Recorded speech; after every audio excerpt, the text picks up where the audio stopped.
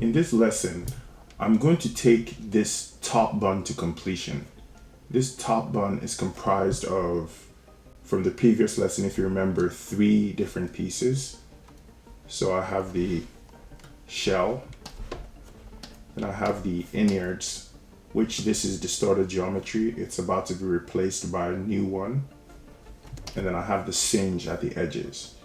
I'm going to take my original bun mesh that has all the parts, and I'm going to retrieve from it a new crumb mesh. All right, so I'm just going to duplicate it,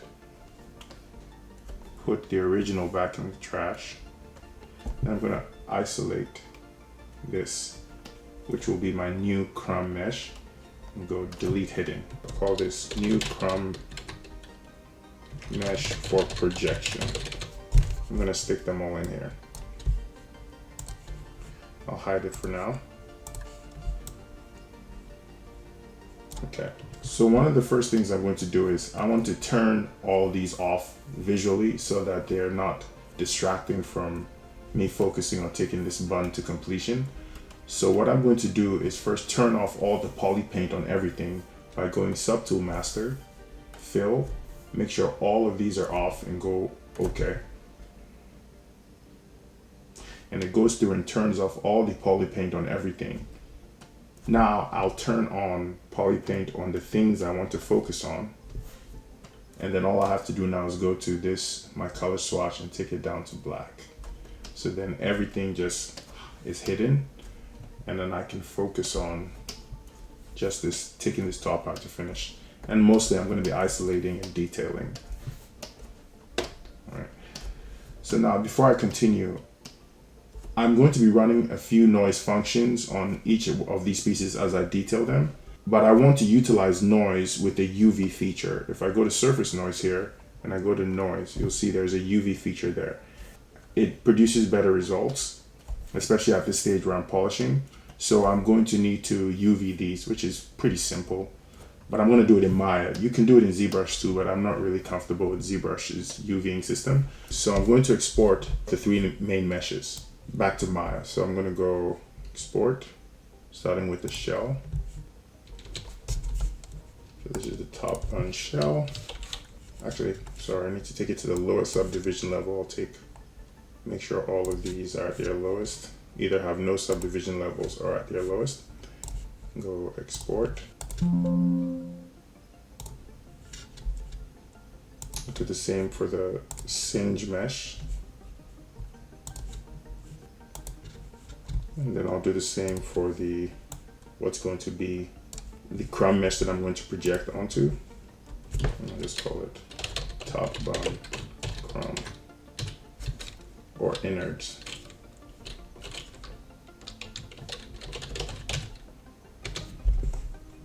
All right, then I'm going to go to Maya.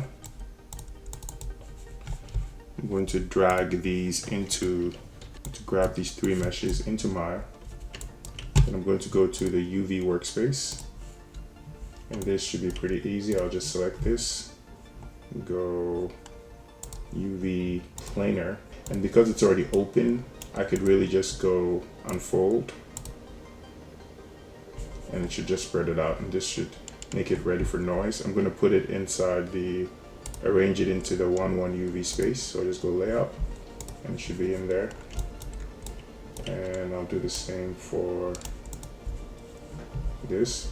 I'll go UV planar just to give it UVs, and then I'll go unfold, and then go layout just to lay it out in the 1-1 UV space. And there's one more. There it is. That's our singe mesh. So I'll go UV planar, unfold, layout. So that's the 3 of them. I'll send them back to ZBrush, export selection. All right, so I'm back in ZBrush. I'm going to import the UV meshes. So I'll start with the shell. I'll go import, and I'm looking for Maya to ZBrush, top bun UV'd. I'll bring in the shell, turn the poly paint back on, and just to test to make sure that the UV took, I'm going to go morph UV. and it's there. But there seems to be an error, and it's probably because in Maya this entire thing is not fitting properly inside the 1-1 space. So I'm going to go back into Maya and find out why that is the case. I thought I laid it out, but it looks like, yeah, a piece of it might be overlapping.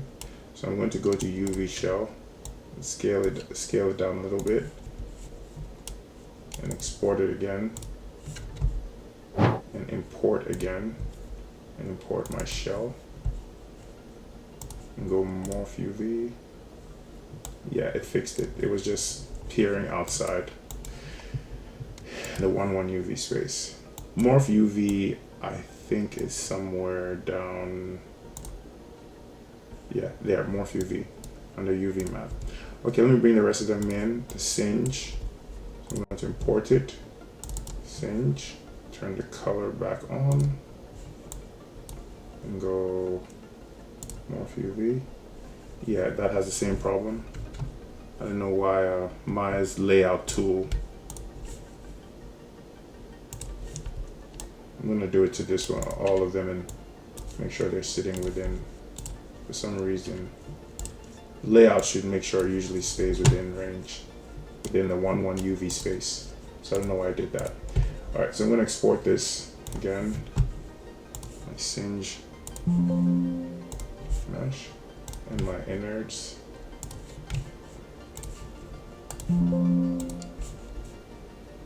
Go back into ZBrush. And all right, so let me import it again. This is top bun singe. Turn the color back on and morph UV. Yep, and it's fine now. That isolated polygon is not jumping. And the last one is this final crumb mesh. Well, not the final crumb mesh, but the mesh that we're going to project our new crumb detail onto. And then I'm going to go import and bring in the crumb, turn its color back on, go morph UV, and it should be fine. So all these meshes are ready to be detailed and for me to use noise on them with the UV feature. Alright, so I'm going to start with the shell. What I want to do is go to the lower subdivision level, and I'm going to make some bold choices with the Damien standard brush to add some indents, like really big brush. I'm going to add some indents and some detail, some wrinkle logic style detail. It's not intended to be aggressive. It's just really going to help me make better choices with what is happening with this form that's going to sit on top here.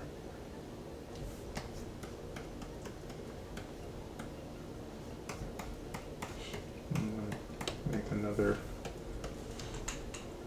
one perhaps that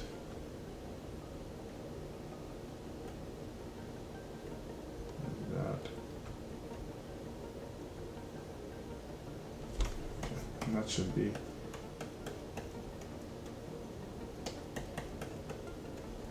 plenty. I'm going to make the brush just a little bit bigger and make some more choices like this. Just adding these dents, this bread, if you look at a lot of references, typically like a lot of dent information. I just don't want to go too far to the point where it impacts the front too much, because the front doesn't exhibit too much of that. It's a very nice, smooth surface for the most part, and has planar divisions in it, which I'm going to deal with shortly. But I think this is about it. This is about how far I'm willing to go. The Damien standard worked very well for things like this. Okay, so now that I have that, I really have the liberty to do whatever I want, because really the reference only shows me this edge and I can do a lot more. Okay, now I'm going to go up a subdivision level and do some building, some interesting building with alpha 58. I want to round alpha 12. I just want to see it show.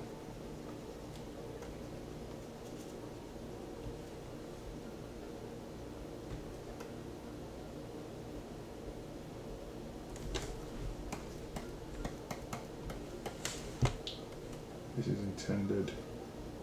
I'm going to respect all these nicks and cuts that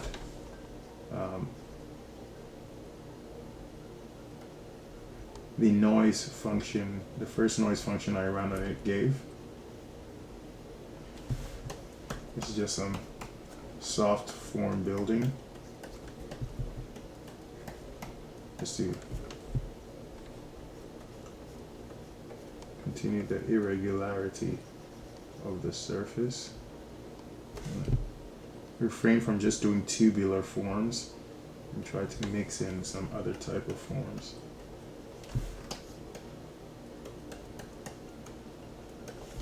And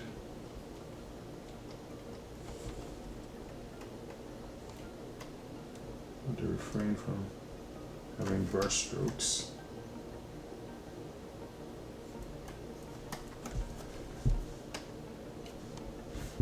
Visible brush strokes. I don't want that.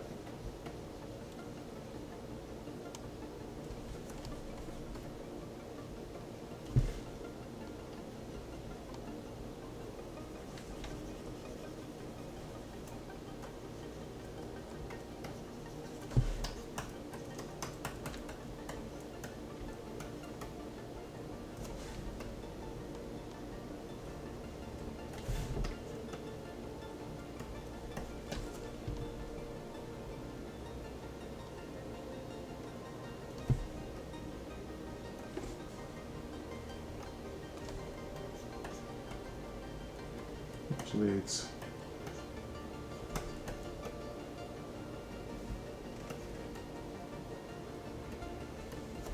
there's an indent here which I want to push.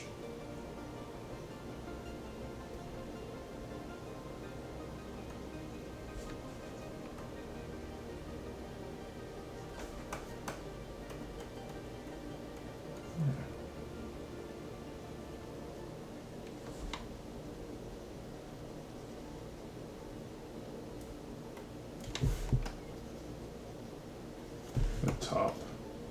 Just really need to make sure it feels. These designs I'm putting in the back feel connected.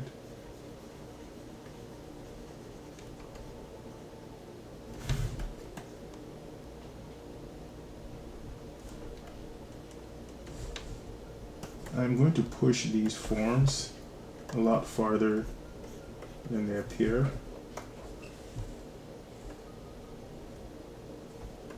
Because that's how you get stuff to stand out with sculpting. You have to really over exaggerate.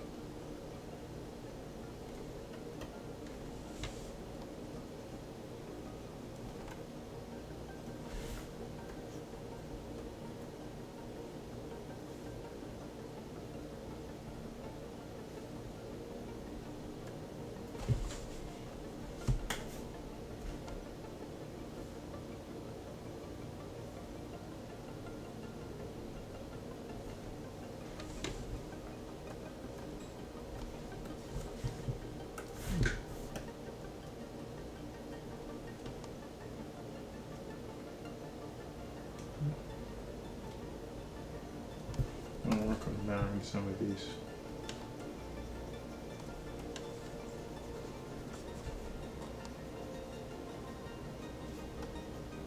give some interesting shapes.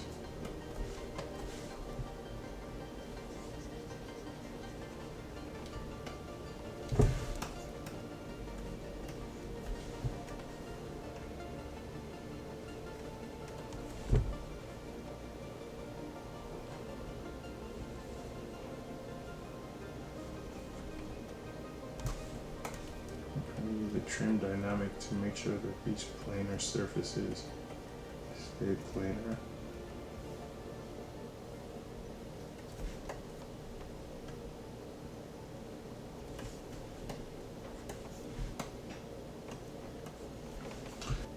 And that things like this don't have like this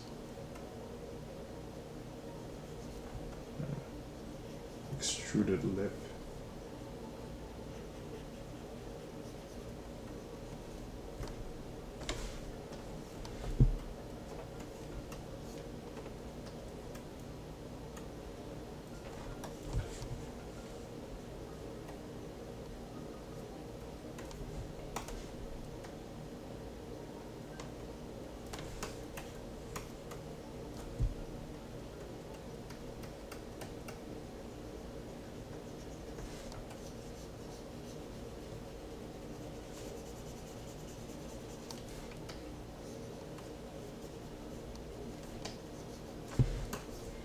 Be careful with this interesting detail on the top.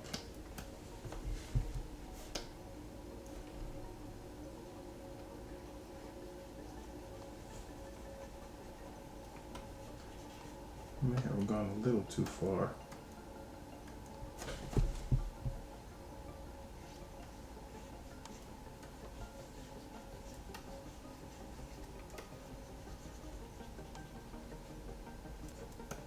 A little too interesting.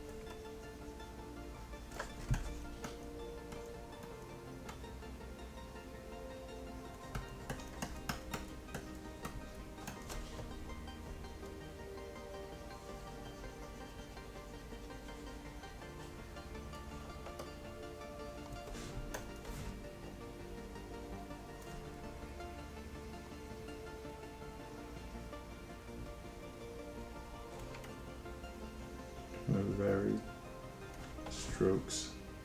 Should I end up with anything that looks like something that looks very organic? It's going to form the underlying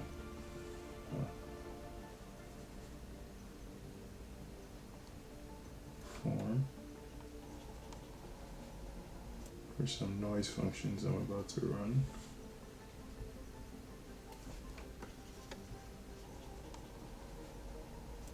And the rule is also you have to make sure that the eye cannot outline any of the form, any of these shapes. It needs to be really blended well together.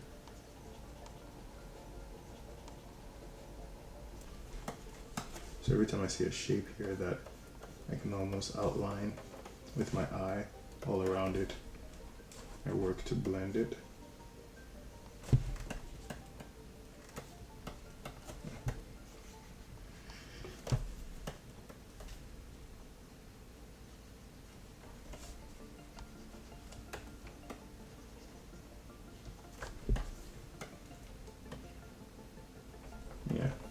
Some really doesn't feel as cohesive.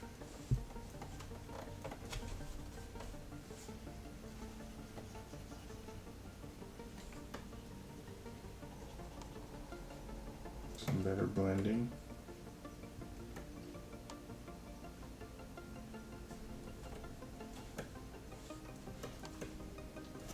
I also want to think about big shapes.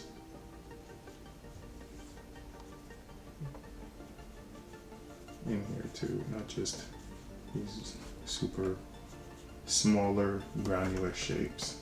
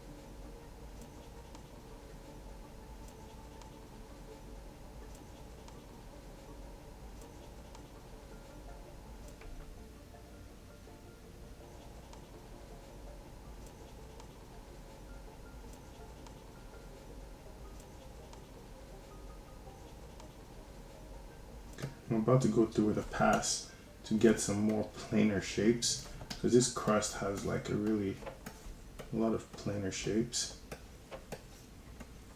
that are similar to what is in the back. First I want to unify this a bit more. I like these all super small granular shapes. There's too many of them. There's a lot more larger masses like here.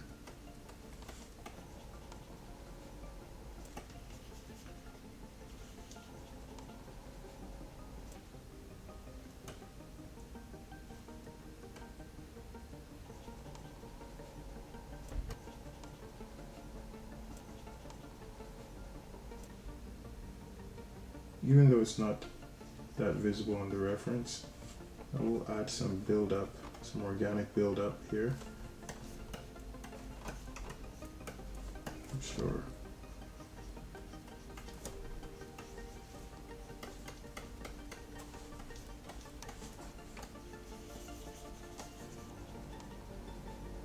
Go back to this shader.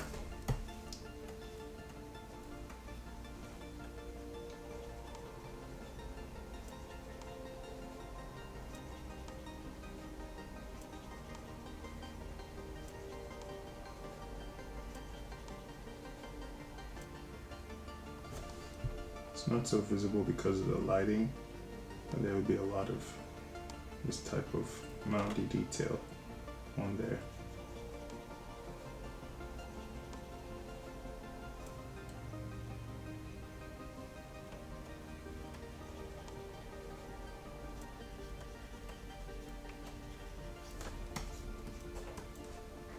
That's also needed for cohesion though.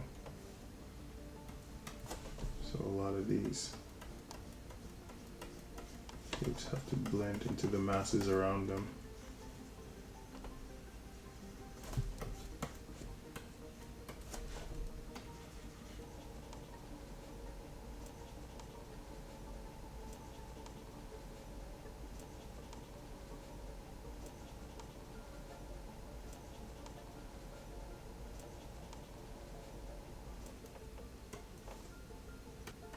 To make some choices here, even though it's hard to tell what's happening on the reference. I have to make some choices about what type of shapes I want to see here.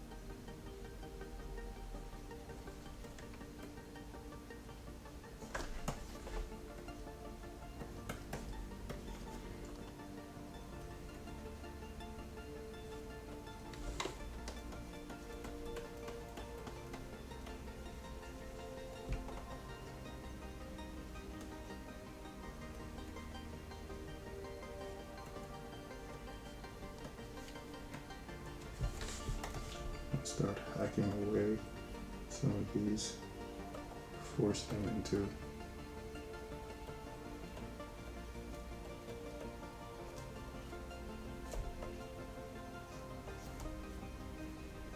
planar shapes they're supposed to be.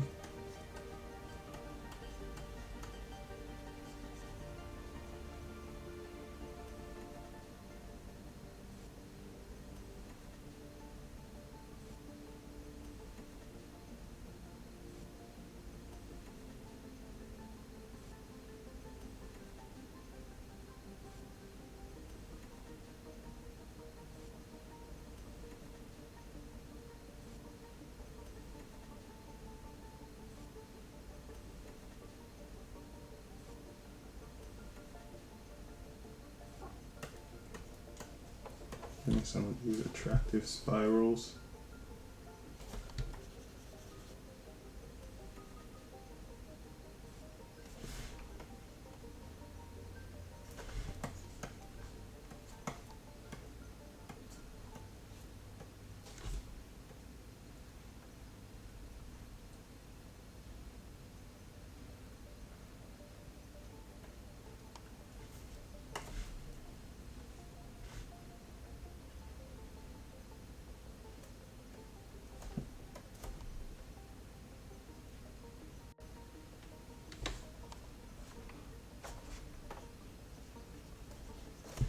And keep blending till the stuff looks cohesive.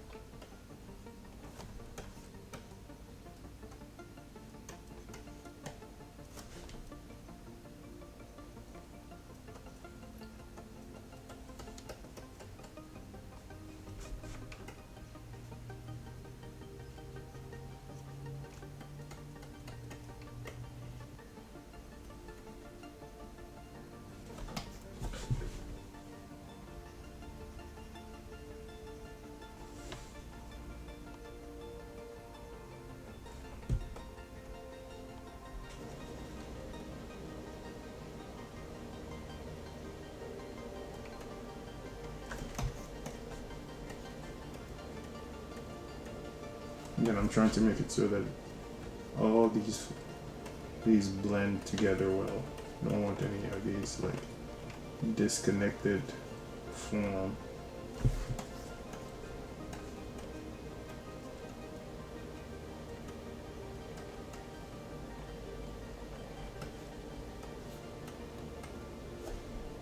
Sometimes though these like interesting isolated shapes also make for some add for some personality, but personality is for the end. But I guess it's good to start thinking about it here too.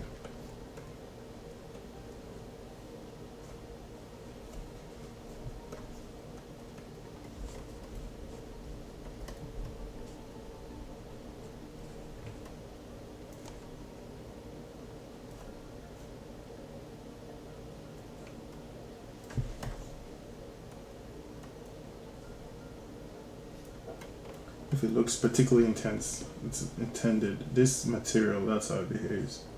It makes not so intense detail look very intense.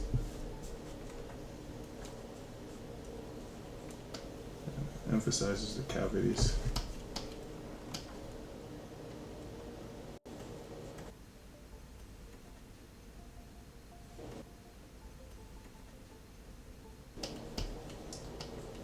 This part of it, make it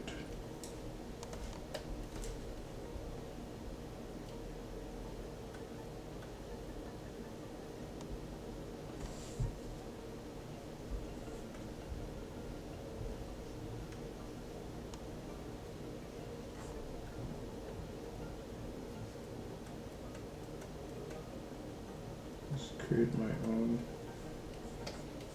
form detail to blend.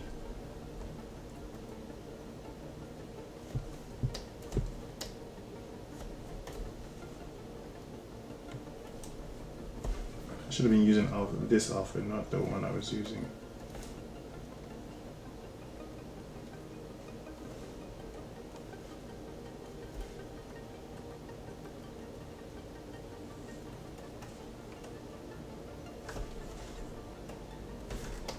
It's a little too harsh. So you have to do so much more smoothing. I'm gonna grab my form soft brush, and for these folds that I established in the very beginning, I want to emphasize them just a little bit more at these peaks.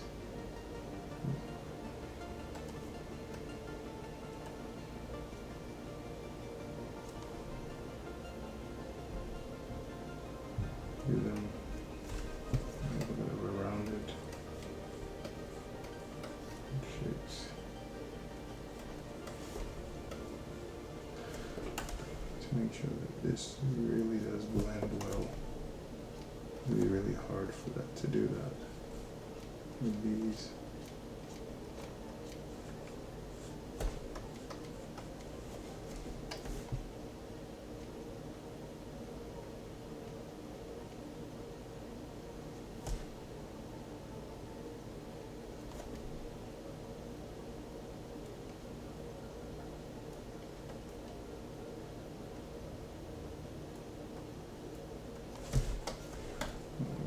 See.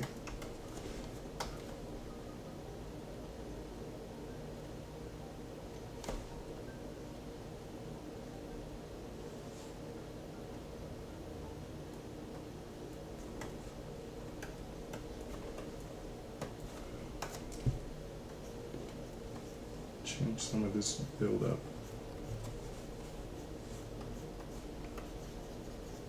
to receive.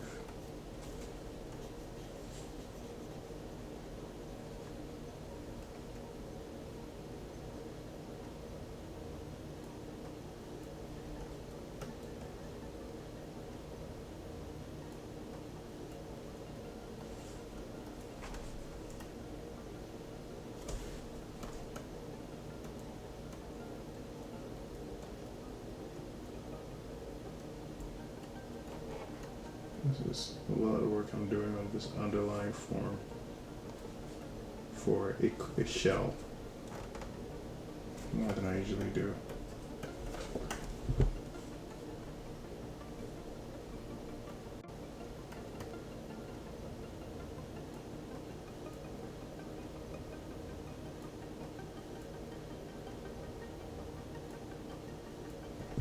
It's getting there. It's getting somewhere. I just have to look at it a bit. I realize I might have put in way too much information. Yeah, I'm gonna pause and just have a look at it. This is really just like a marrying pass that's gonna, it really needs to hold up underneath. I'm gonna just take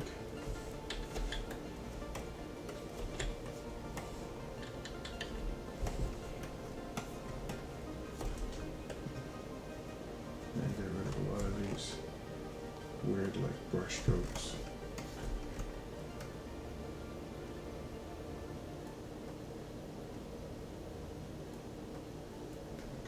Front.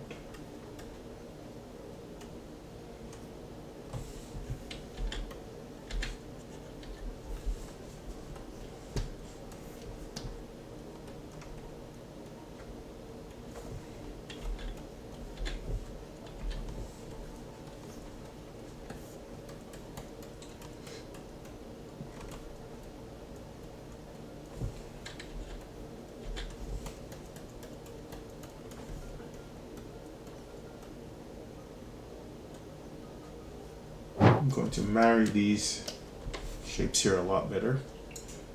Like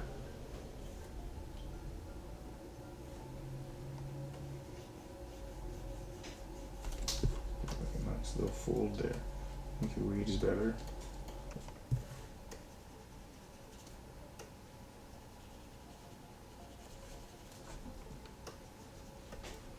spend too much time building and actually focus on merging. And that is going to involve some of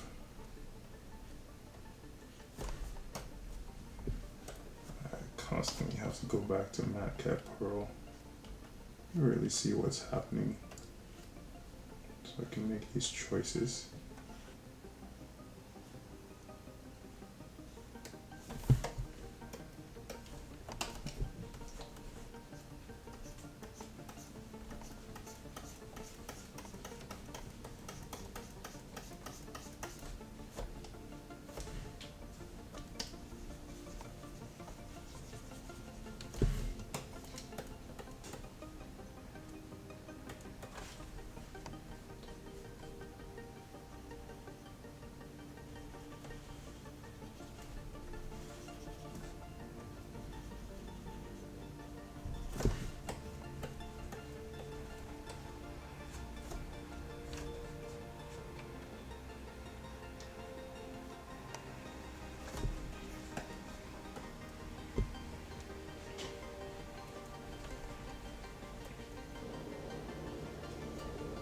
Add a light separation there. It's an interesting plane break. I'm seeing, I'm going to the lower subdivision level and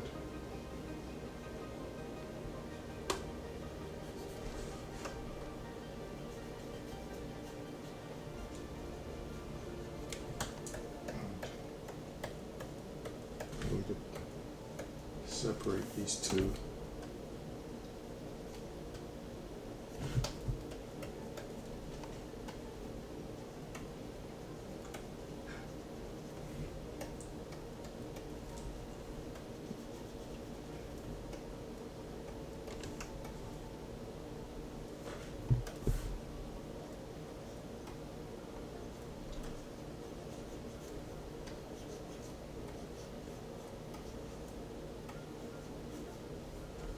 I'm adding some bits of detail that I'm sort of seeing.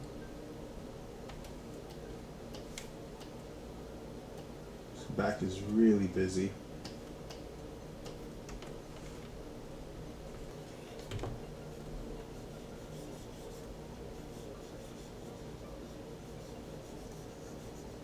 This cell is tubular mass. A bit better.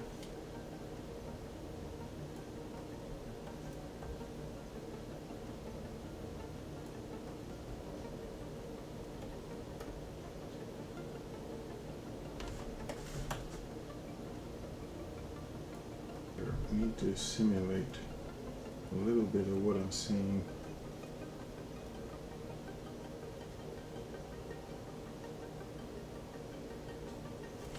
On the side, a little bit of what I did on the back.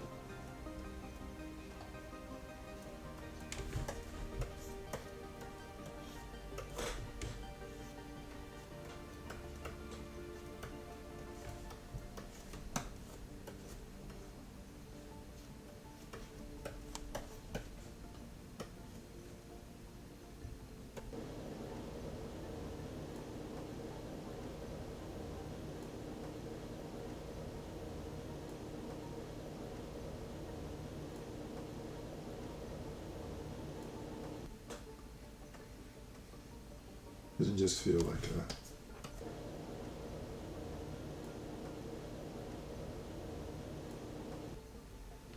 a line went over there and just stopped.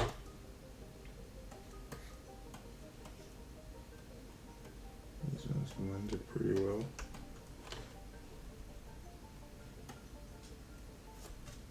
I think so.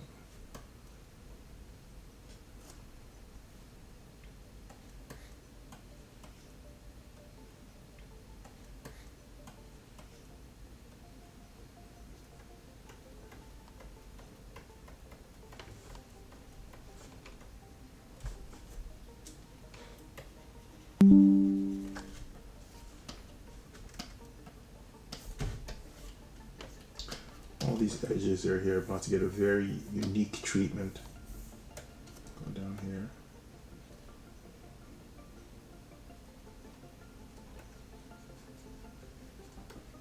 Start adding more of this crease data.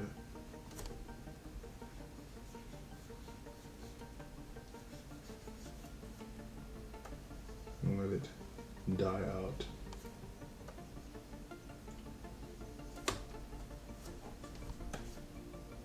Yeah, like that.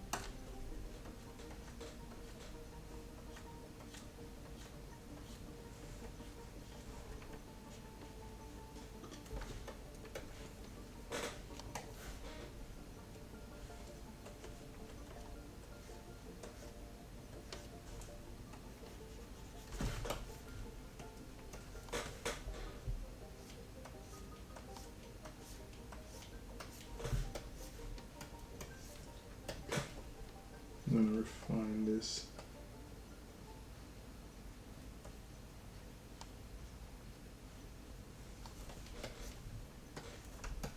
Get some interesting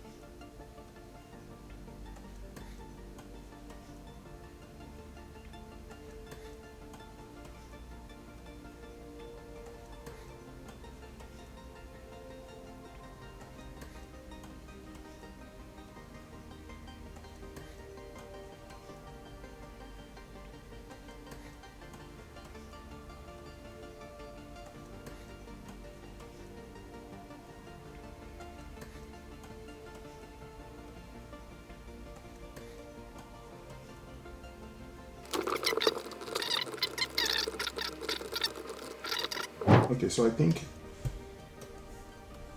in my expedition to add these mounds, I ended up with a really lumpy looking surface, which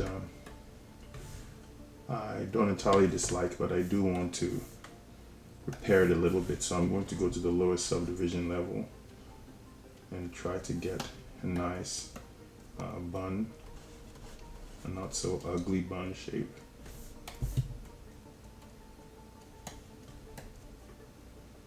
Make sure it still looks like a semicircle or half sphere in the majority of the views.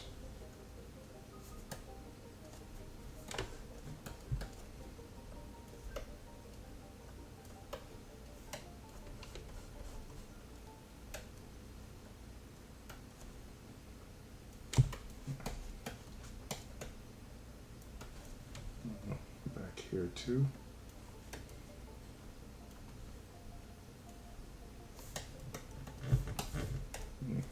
It's a different color. Let's see, something's better. Yeah, all that build up ended up really distorting it. It's one thing to always watch out for when you're building up. If you're not doing enough recessions, then it's all just adding to the silhouette.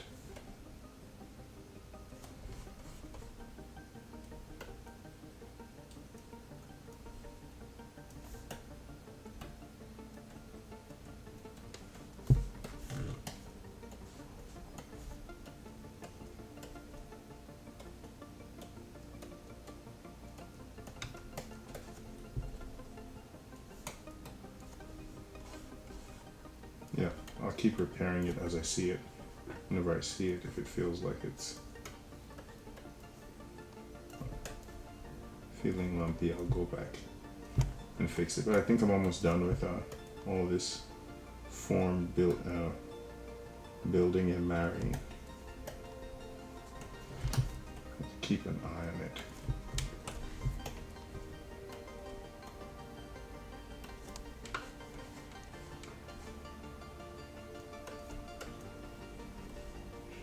Collectively. Yeah.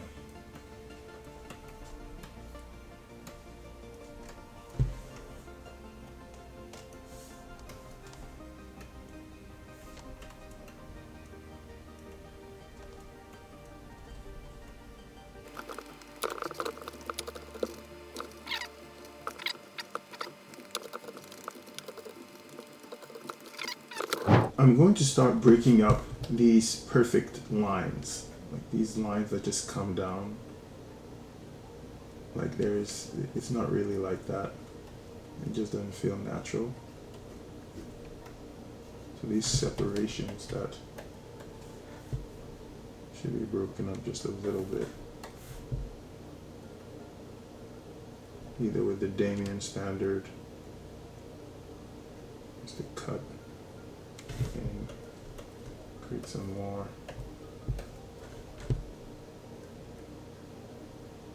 So mechanical looking detail. Damien standard actually does a good job.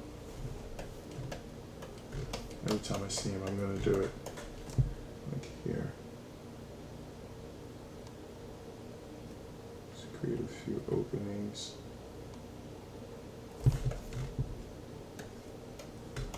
It's gonna peer right through.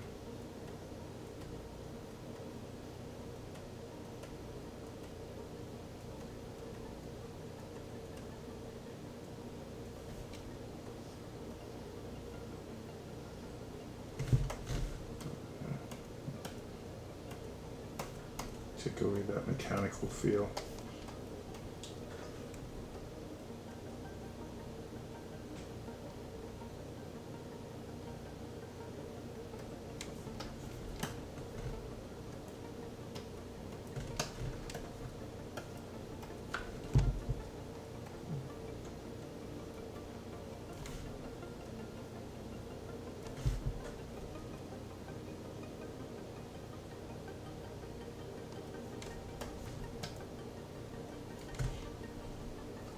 This looks very similar detail. So I'm gonna let this one use form self to pull this out a little bit more so it stands out from its neighbor. And back to Damien standard. Play with these tubular shapes so that they're not, again, also similar.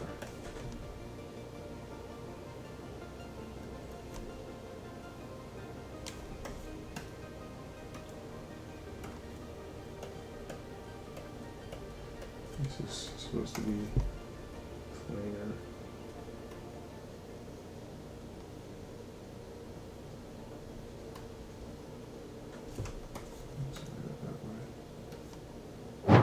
Alright, I think this is enough form detail.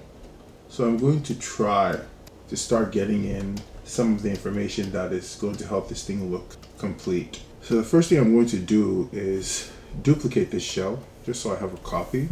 And I'm going to add a layer. Before I do that, I'm going to go to a fairly good high subdivision level that will allow me to get some good noise. So I'll divide, and I'm at 4 million, and another subdivision puts me at 16 million. I'm going to check to see how good that is. Take a drag rect. I'll take a drag rect on a more granular level. Yeah, that's enough. Alright, so I'm going to add a layer. I'm going to add some surface noise. And I want to be able to control its intensity. So I'm going to go to surface noise here. Go to noise. Go to edit. I'm going to try significantly higher. Make sure UV's selected. And frame. Just bring it down. There's a lot of noise. Just want some small scale noise. Bring it down to about 39. Okay, that looks good. And then we should just play with the curve a little. Yeah, I'll take that. That looks pretty nice. Let's see how it transfers onto the mesh. So when I go apply to mesh, okay, some pretty good noise. I'm gonna play with it, see what it looks like at 0.5.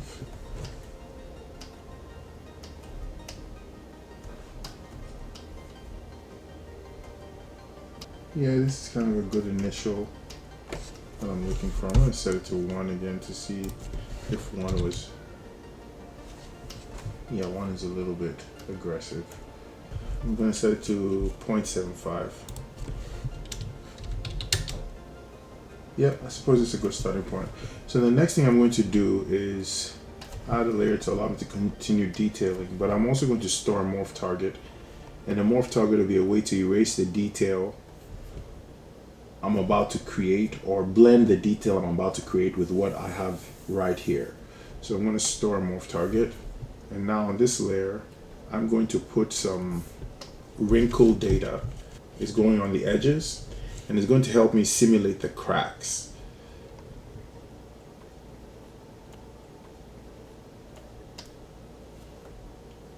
It's an alpha ZBrush, ships with the ZBrush alphas.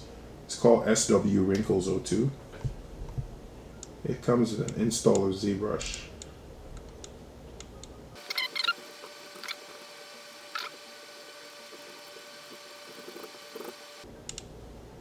There. Yes, I think that's it. Use any one of these, but this is the one I trust. So now what I'm going to do is start creating what will be some of the foundational detail for the cracks. I want to use it with subtract so that it digs in.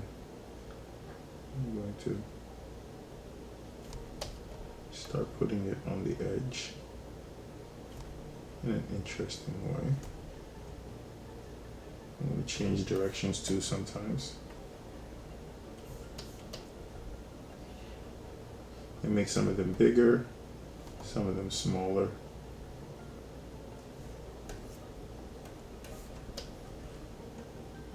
And it was very important that I store the morph target because you're going to see what I'm about to do with that.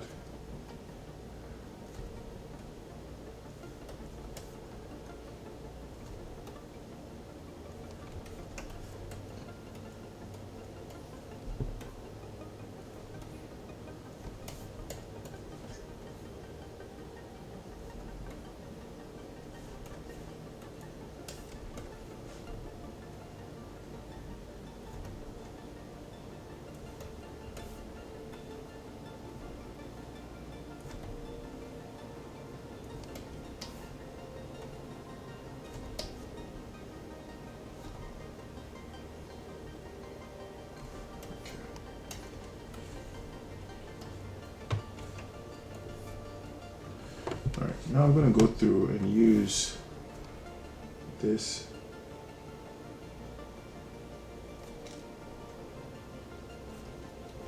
And go to my MatCat Pro. See what's happening. I'm going to use it to start tying together some of these to help this crack effect.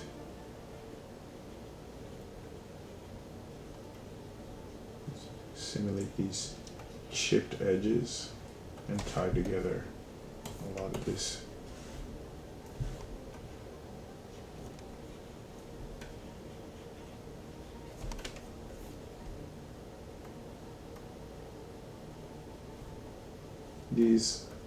It has this particular one part cut that is very invasive, so I want to use that to blend all the way around.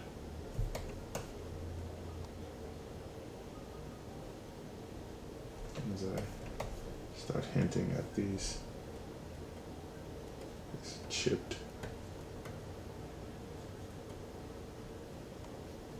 It's just cracks at the edges that aren't really penetrating down to the crumbs, but they are penetrating enough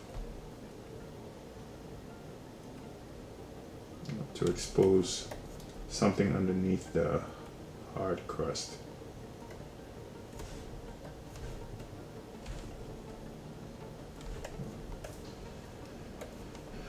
I'm going to go around and work on them. I'm going to have one more trick up my sleeve to help emphasize them.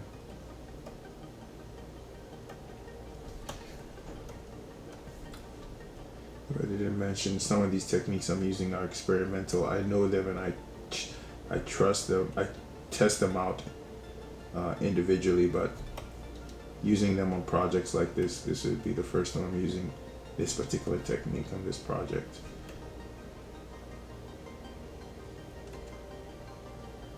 For bread, as I mentioned earlier in one of the lessons, I already have a formula that I use for bread, and I've completely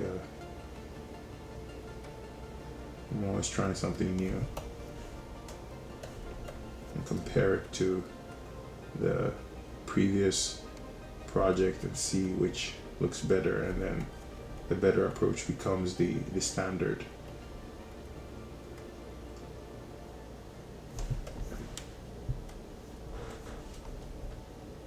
It's very important to not just get stuck in a handful of workflows and not be able to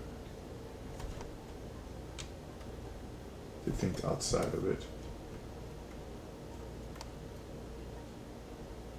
A workflow that you're just attached to.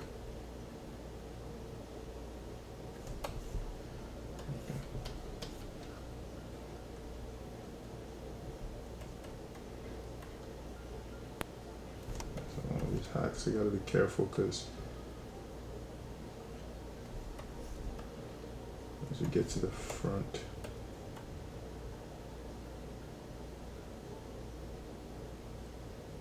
the cracks are there, but they're there in a different way.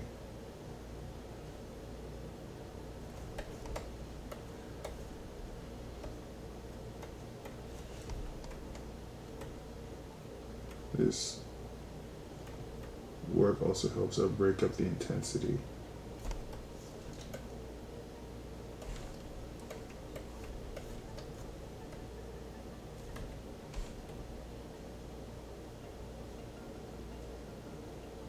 Because the application of the wrinkle alpha is just really sort of all the same level of intensity, so this breaks up intensity a lot.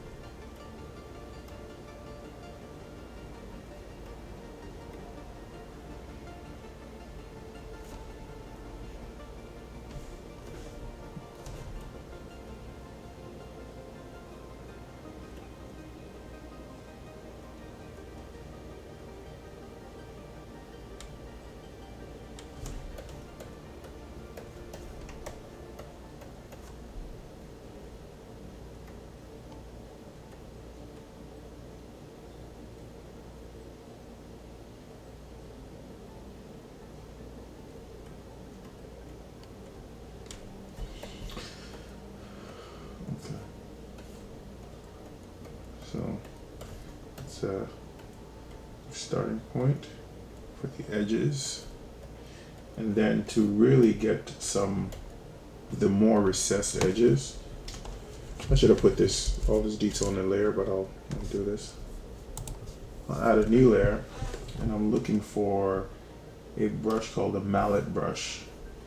I want to try it out. I've played with it, and it looks like it will do a good job chipping away at the layers. Mallet brush. It's mallet fast. Let's see what it's really get in there. It starts. Yeah, it's gonna do a good job chipping away. It might need to be stronger.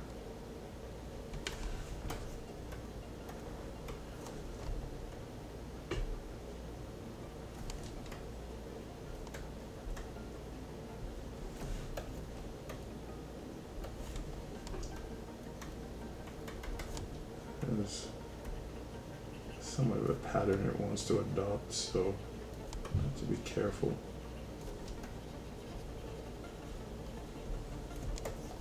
Occasionally zoom out to see how it's hammering. Let's see what it looks like here.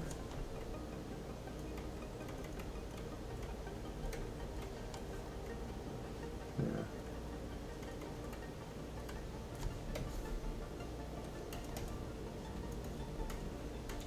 Yeah, it seems to be working. So it's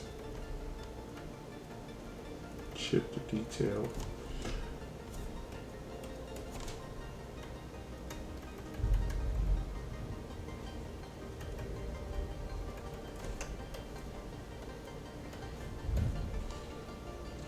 Don't get it everywhere, but in some places.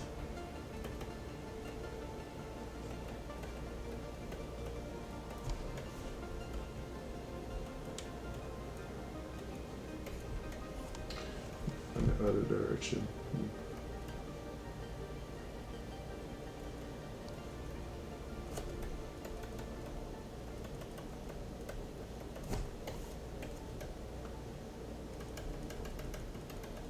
Looks like it has to be used in a dot-like fashion.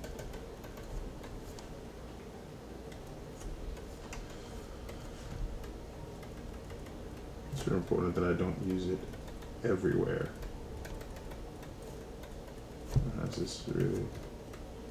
It has this really like stepped boxy like feel that I like, because it's very close to what the kind of cracks I'm seeing. Just when it comes time to shade, I have to acknowledge them.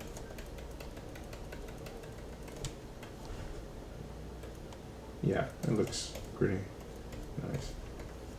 I have to acknowledge them in Substance Painter and make sure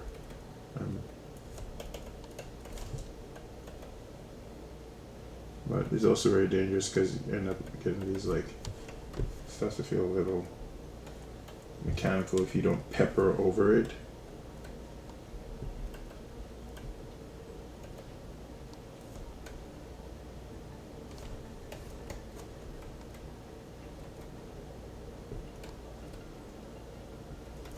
You want to stop this like square like result that it produces. You want to go over that.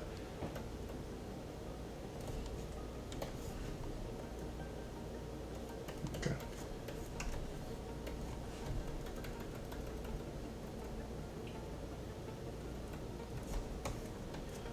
This is about to be blended with the singe, which I'm going to deal with. All this has to blend with the singe and the crumbs inside, which I haven't addressed it all yet. We'll get to it and then come back.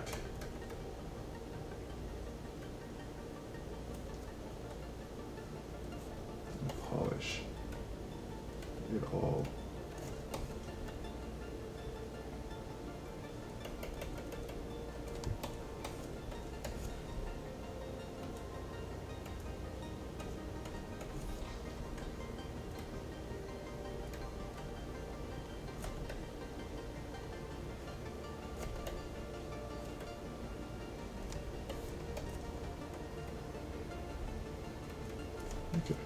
looks like caught up. Let me look at the front.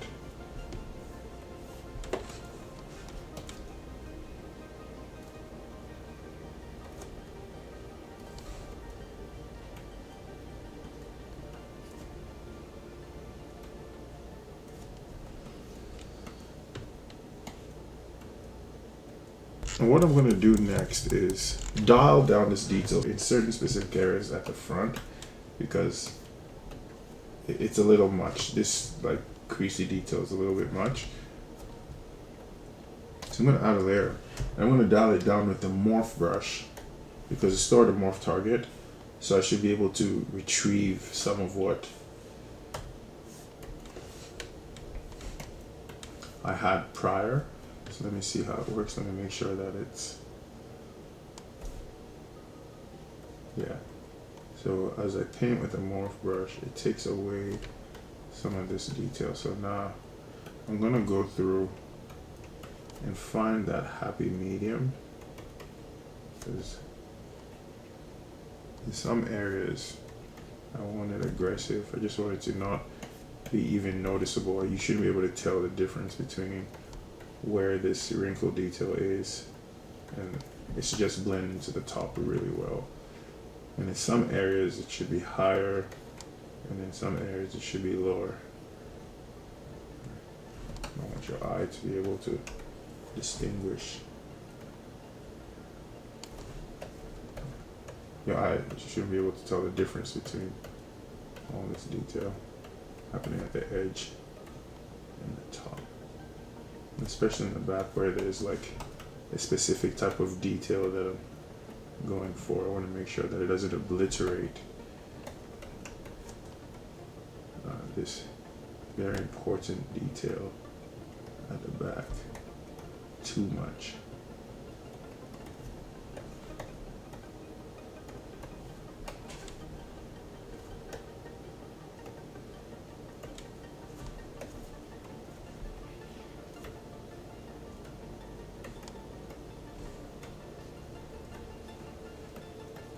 I'm about to change materials in a second to make sure I can see what's happening.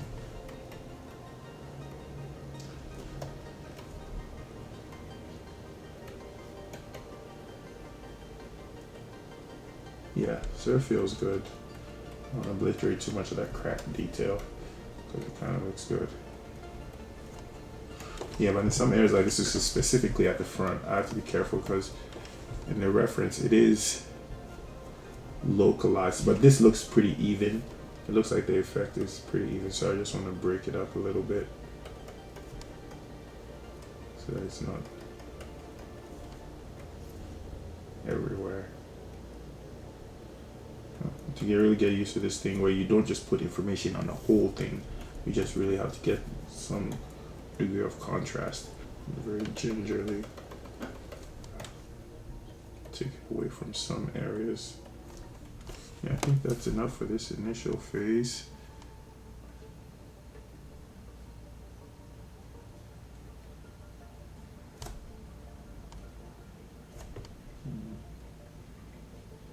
There's some unification here. Break up the information.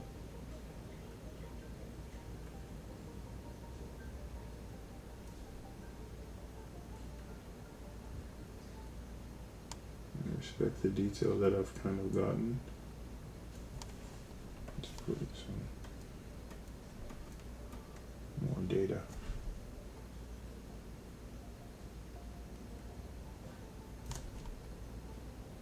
Mix in some detail.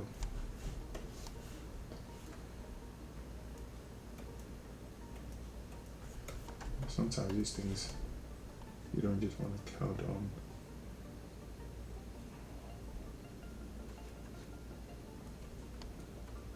You get, you add your own detail on top of these like really procedural effects. End up with something that is truly organic.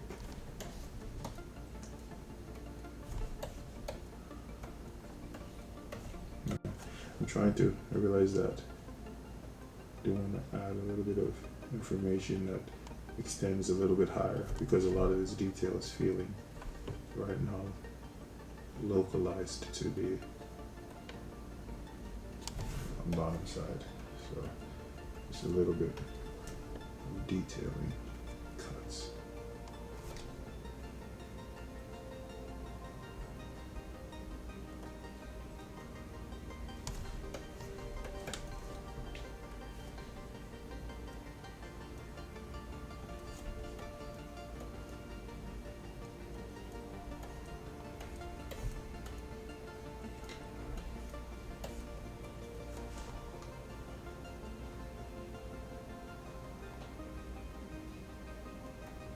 This is the invention I was talking about.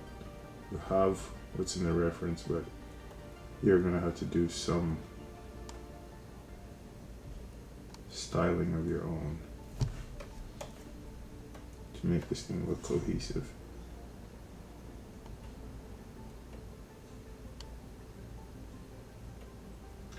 When it's time to resurface this thing, this lower part, which is gonna have a lot of information because the singe data is coming, you're gonna have a lot more topology.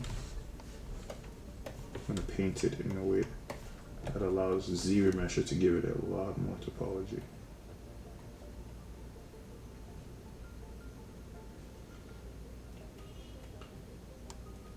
And I know all this information will add value from experience. I know that. So even if it's hard to pull out in the reference, I've seen a lot of bread detail, and I just know what makes it sell, right? A lot of this information won't even, a lot of it will not peer through as much. Even though it looks like it's standing out here, as I mentioned before, it's standing out because of these materials, right? Their cavities are emphasized, so they fake occluded data.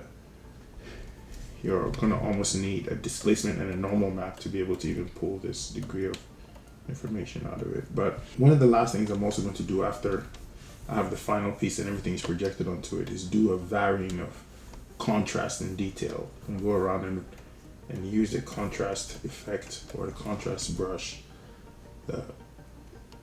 to change the intensity of detail so that it's varied across, and it will really, really make it look rich. You'll see how well it works. So I think this is a good pass at this chipped edge. And in order to really take it to finish, it needs the rest of the elements of the top not infused in.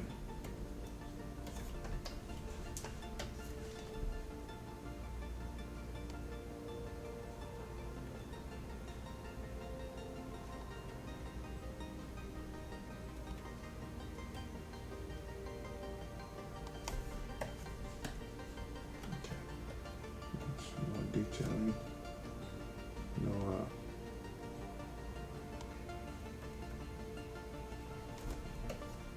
isolated detail that doesn't look like it's cohesive with the entire piece, like something like this. This feels like it's doing its own thing, so you have to tie it in with everything around it. And it looks like it belongs.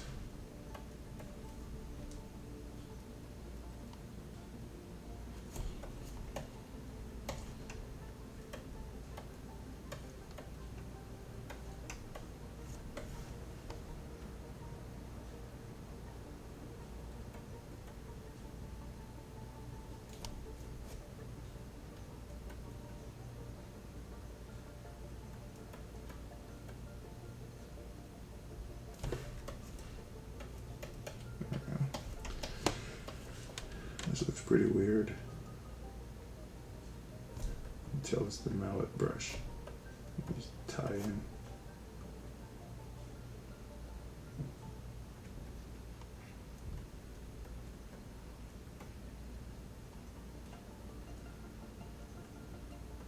Crack data is really easy to sell as long as you keep everybody tied in together. It doesn't look like they're an island. Part of Logic cracking logic.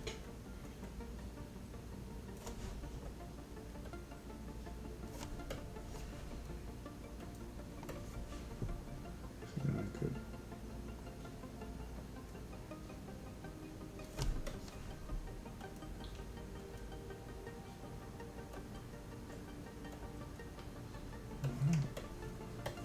That looks a little long.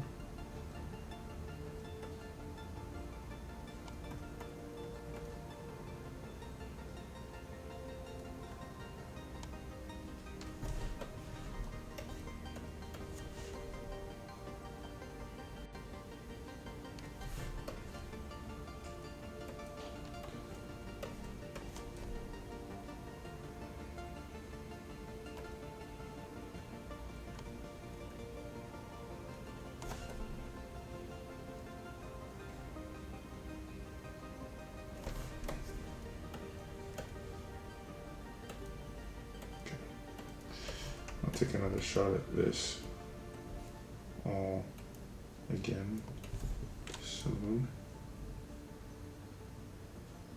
But for now,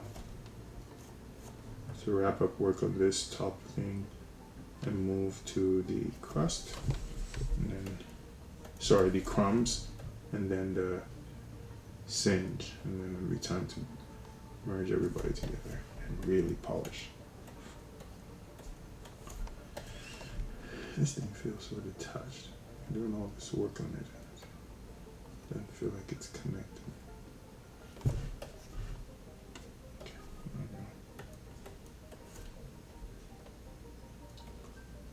we go. Alright, I'll revisit this when I see how it combines with the singe. This is morph and dam cleanup.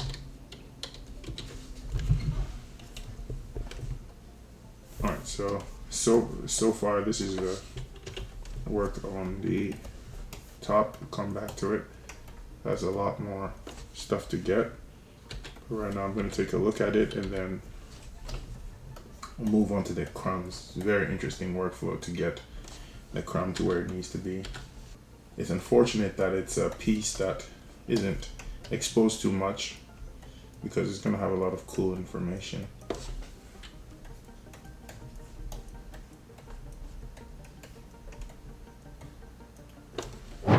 Okay, so it's time to process the crumbs inside, and this is the reference I've decided to use. I have a lot of stuff that I collected and I've been studying them, and because it's really not, initially I was going to go with this. It has some really cool caverns in there, but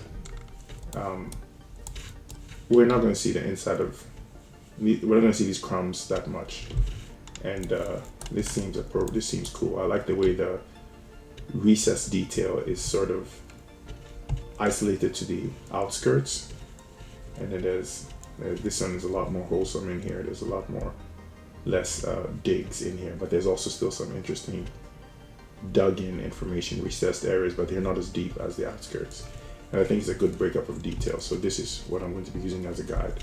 So to start off with, let me go to it. So this is the initial detail that I'm going to count on, projected different intensities of it onto my final mesh. So right now I'm going to turn off most of the stuff because it's time to project. And I'm going to put my old shell in the trash. Come back to it. All right, so we have that and this, and these are the two meshes I'm going to work with. So this one, I'm going to divide it a few times. Actually, enough times actually. That says 1.9 million. I'm going to go one more and it has 7 million. 7 million is cool. Starting point. So what I'm going to do is I'm going to start with an interesting mask pattern. So I'm going to use color spray with maybe alpha 7. So I'm gonna go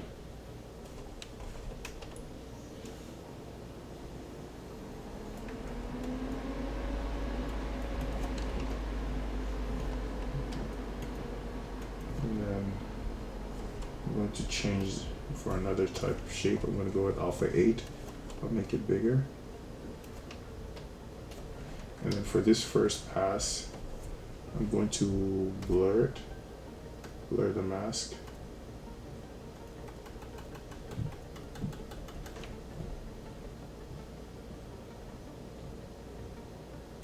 And I'm doing that because I'm going to go over it again. I just want different intense. I want it to pull the data, different intensities. In order to get it to blur more better, I'm going to go down to the lower subdivision level and go blur mask. Actually, maybe 4 is a good one. So this continues to keep the intensity not a full 1, and then that I can blur again. And here I'm going to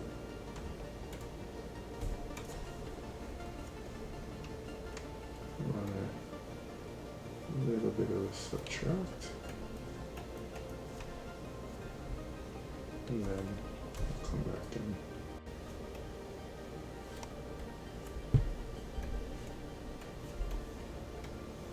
Okay, so this,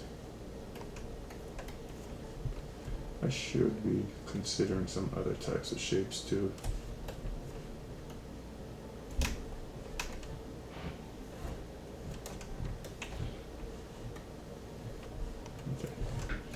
Alright, so now that I have this, I'm going to invert it, and basically this is what I'm going to be projecting. I feel like I could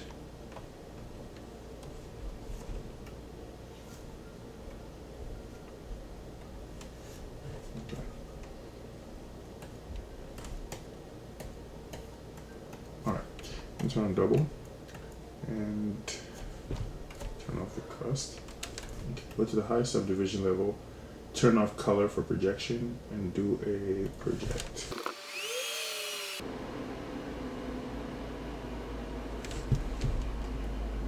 Okay, so it pulled what it could straight up, which is good. I don't want that, like I said prior, it was distorted, so I don't want that. I'm going to see what it looks like. Yeah, it's varied pretty well. It's a good initial pass. Actually, before I do this projection, what I want to do is I'm going to undo that, and I'm going to store a morph target so I can get some more control. I'm going to store a morph target, and then I should add a layer. And then let me do this projection again. Just 2 ways to control the detail I'm about to see. Okay, so it's come on.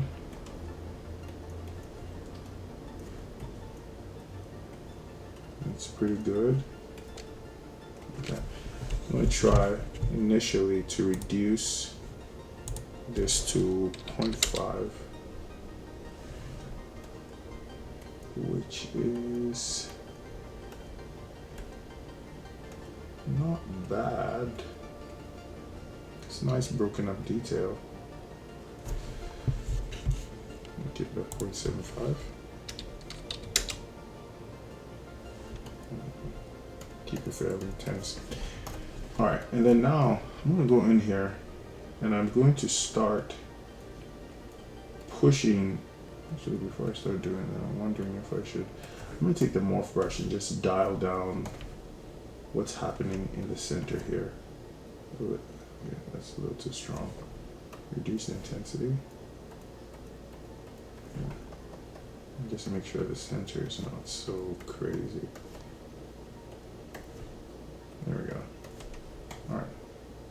Okay, so the center is not so nuts. Morph. I'm going to add a new layer. And for this layer, I'm going to go a little bit lower and start doing a drag rect with alpha 08, which has more abstract shapes.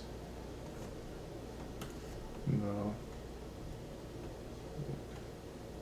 Yeah, it has more abstract shapes. And what I'm trying to do is get ready for the caverns that I'm about to dig in. I'm gonna have to really polish these and go up a layer so they're more crisp. And I'm gonna mix them in with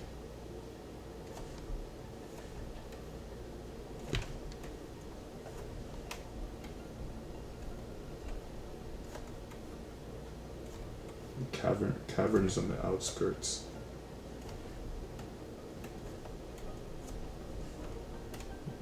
Go back to 8. These would be sort of like the medium scale ones.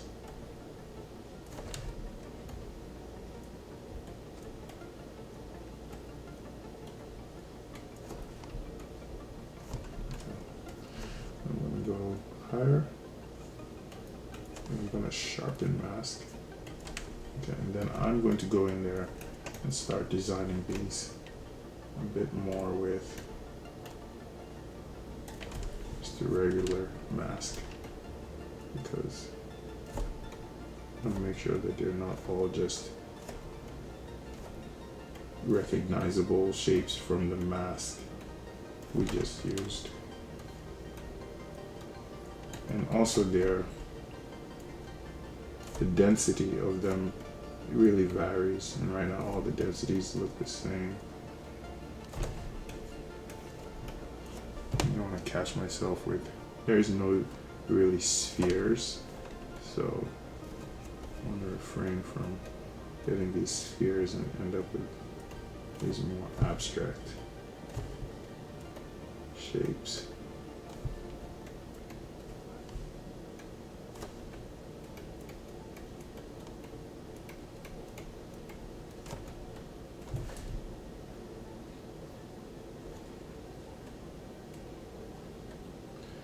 And really, I have to do a good job really varying these. It cannot be all these similar sizes. I end up altering them after I intrude them.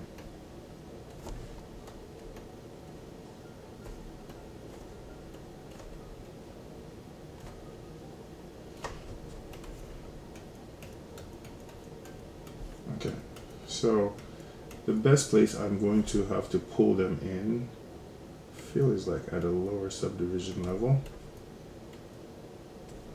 I'm gonna go to maybe like subdivision level 4 and then deflate. I wanted to deflate. Yep, that's about a good deflation. Yeah, it's really distorted, so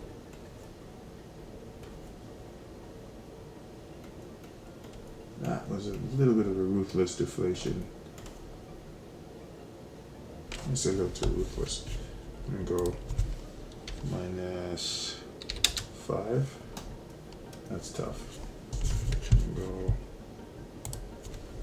-2. See what that looks like. Yeah, that's interesting.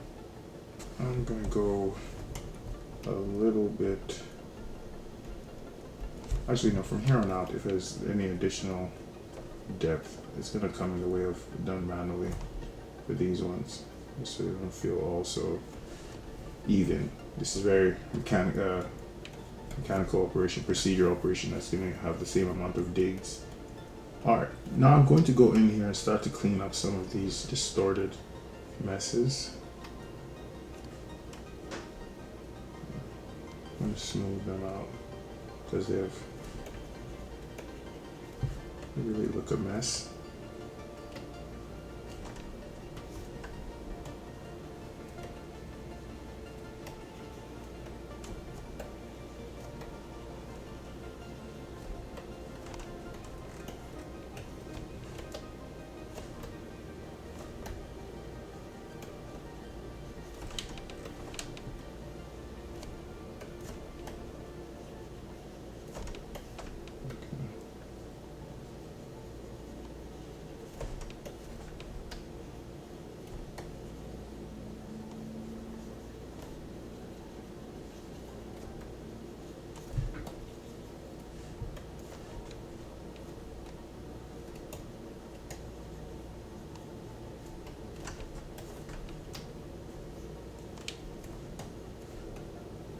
Do a little bit of smoothing.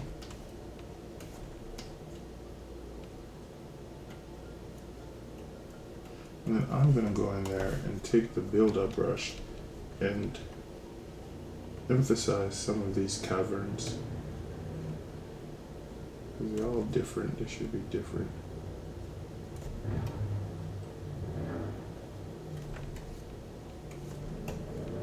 Different intensities.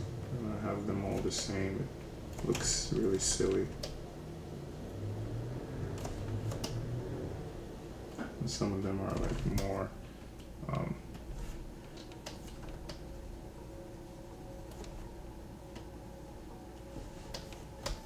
inside.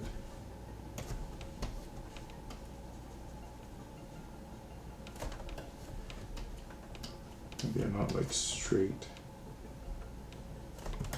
It's not like a perfect, how you say, well.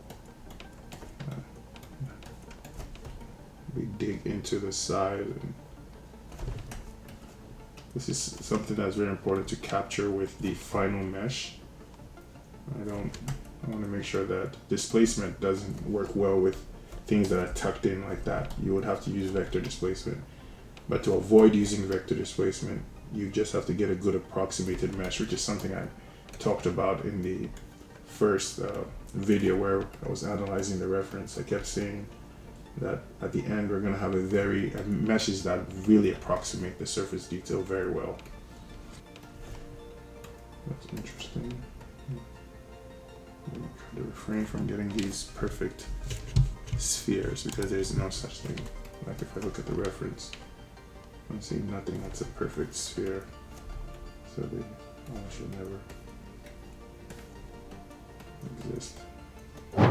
Okay, now I'm going to add what would be the smaller scale caverns, and that's going to go all over. And I'm going to do that with a color spray of alpha 40. I'm going to go color spray, which is very randomized, and I'm going to go alpha 40. It's a really small alpha right there.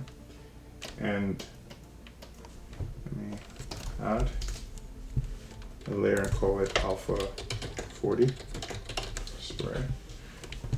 And I want it to be subtractive. And I'm gonna start, well, that's not enough. I need a very high intensity. I need a large brush. And I need, if I stroke like this, because lazy mouse is on, it'll start to get them in there.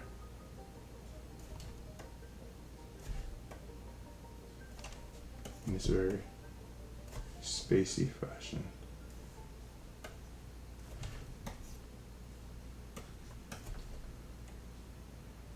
I'm going to change the size of the brush occasionally to get some different sizes.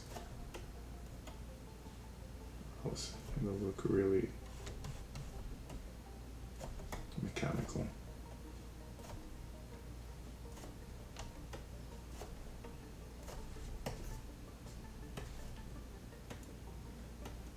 Okay.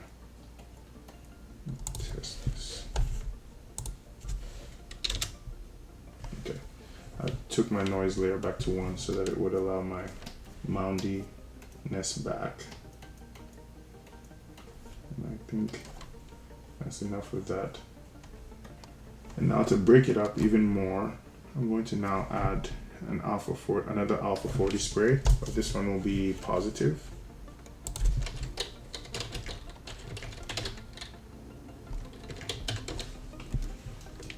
So I'll do an add.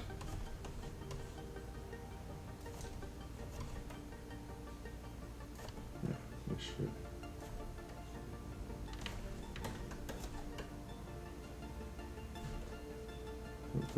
Browning out the mechanical looking detail. I'll keep changing the brush size to get different results.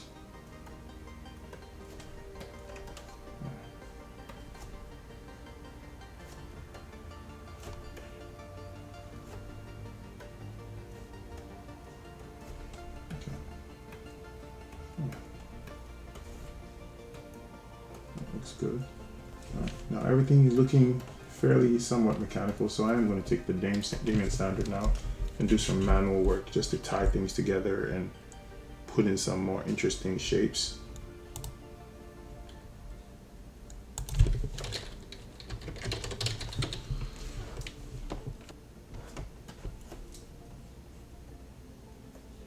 It's a little aggressive, tone it down.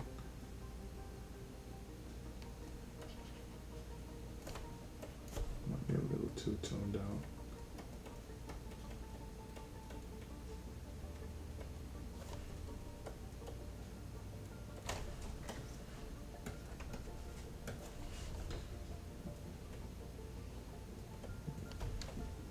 This is somewhat of a marrying pass. I have a lot of circular repeated patterns here. It'll make a lot more sense. I think I probably want to be at a lower subdivision level.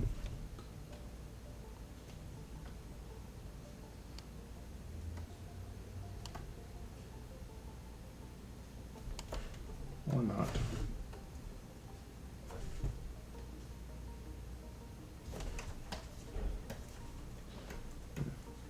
Any place where I see this looks really unrealistic, not too organic, I'm gonna come in here and start cutting it up.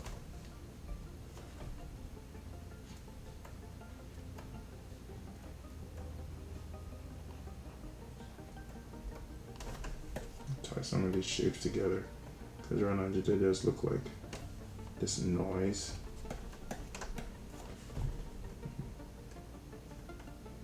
Create some patterns for the eye to follow.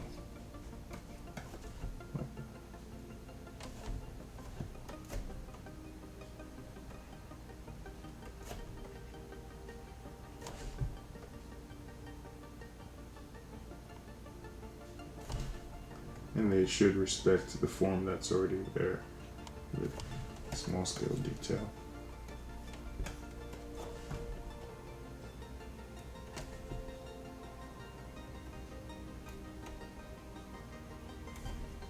There we go. Yeah. It's almost like adding personality. But I feel like this procedurally generated thing with just these crescent shapes by themselves cannot sell the realism of this thing.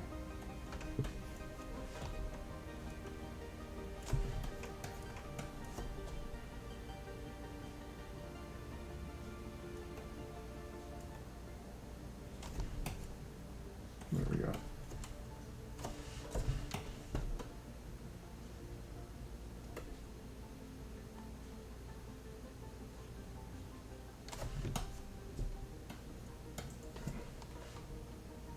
Push this.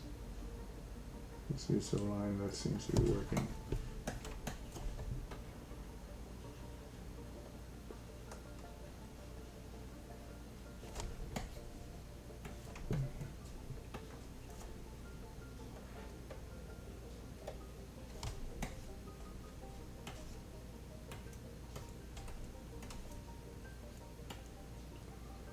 Okay, I think that should be enough.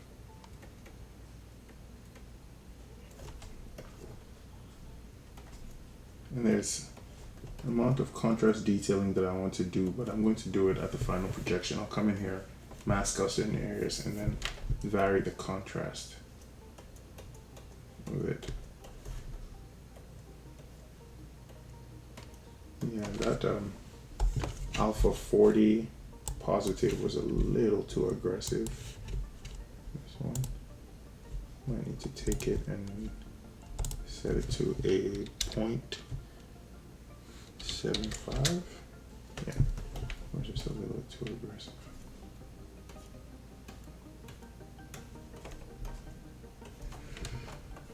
All right, let me see what this thing looks like with.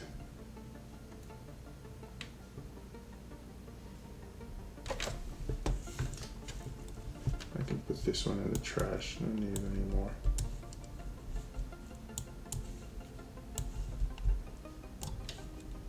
Like I could give it one initial pass of contrast.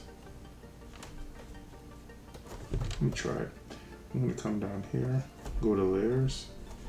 I think the mesh is really pushed a little too far right now for me to be playing around like this, but call it deformation contrast. And I'm going to mask with maybe alpha 8 and color spray.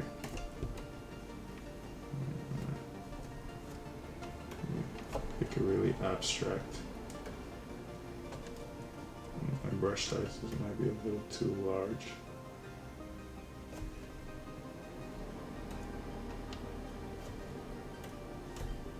Let me try with this.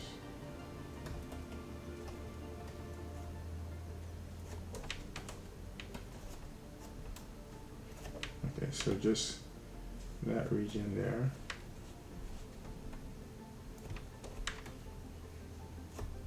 Just make sure my selection is really abstract. Okay, and then invert that, and then go to deformation, and go to contrast, and just push it. Yeah, and then it makes all this detail a lot more contrast. Push it one more time. Okay, so now when I release it, yeah, it's varied contrast. Probably hard to tell, but it's there. And on the final projection, I'll try it again in a different way. So yeah, that was a lot of time spent on something that isn't as exposed.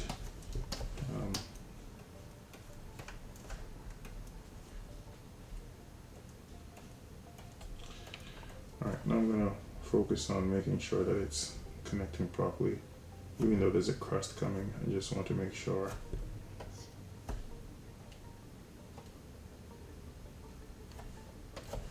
Add a layer, go down to the lower subdivision level, and make sure it's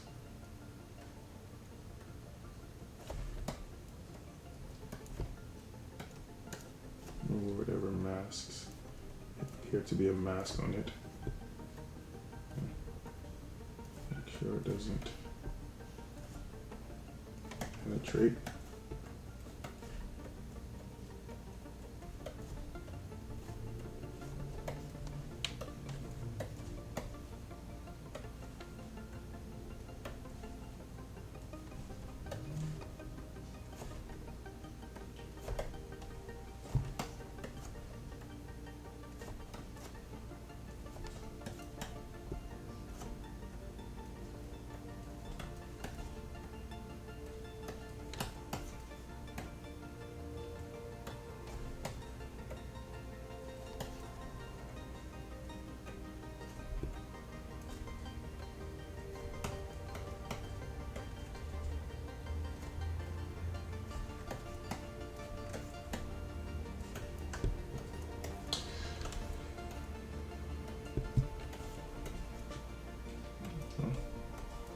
Pretty interesting. I do think that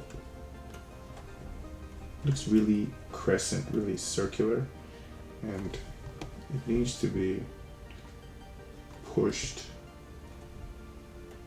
Let me add a new layer. Call it damn nano lower level. I'm gonna go to the lower subdivision level and redefine some of these.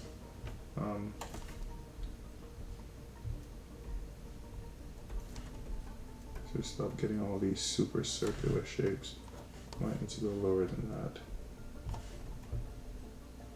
Yeah, the lower you go, the less it obliterates all the important work you've done. I just want to get some of this like just all look too circular. So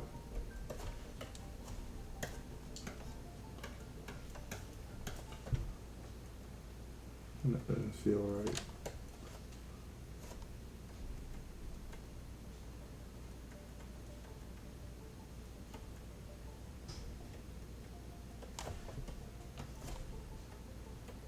Worst case scenario don't work.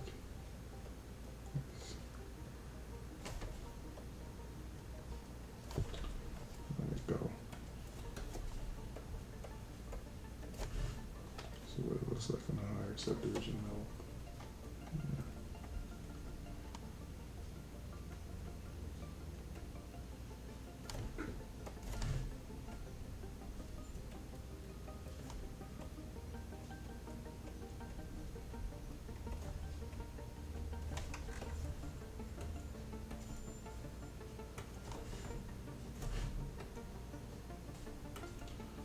very careful at this stage, being too heavy-handed.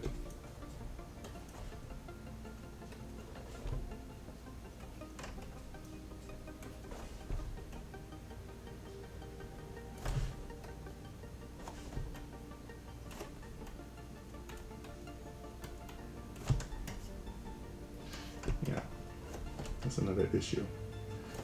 Those digs, there's some really distorted information in them, and it's just not giving a lot of good, simpler areas for the eye to breathe. It's just all this super detailed information. It's not good.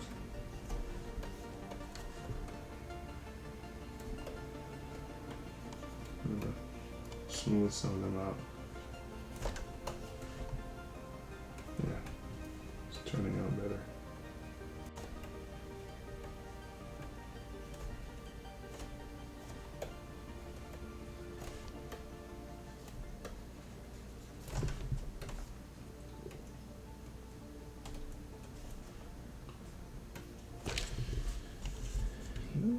Make sure it wasn't a little.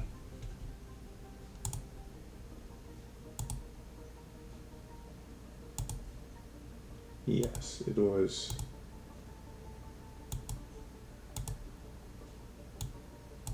The contrast effect I gave, so I'm going to hold off on that till the end. Let's simplify some of these super complicated forms with some build-up.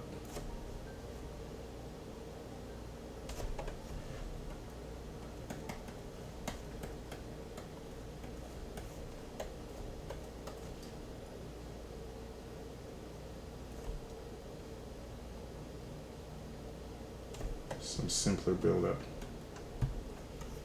So right now it's looking super noisy, and I want some simpler shapes in there because the eye just does not look at it. It's just unpleasant and noisy. So it looks like that's how to do it, to tie it together with build-up.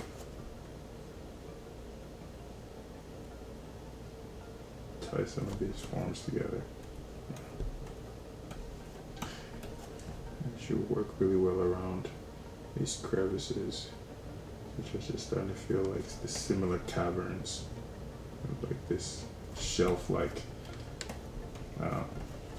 drop into them. Get some more moundy build up around them.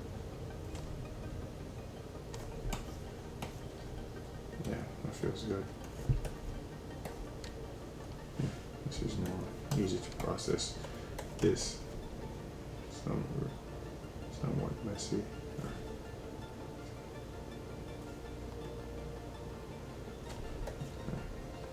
And do the same thing for areas like this.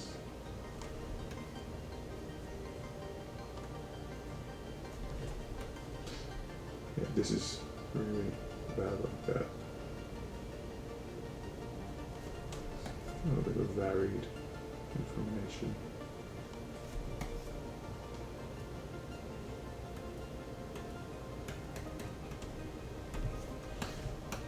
Yeah, this feels.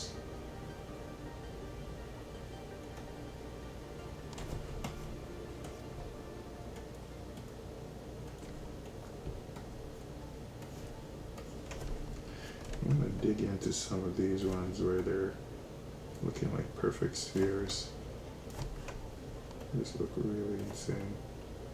It's so mechanical. I'm gonna get them every time I see them. Yeah, there's a whole bunch of them here. These look super mechanical.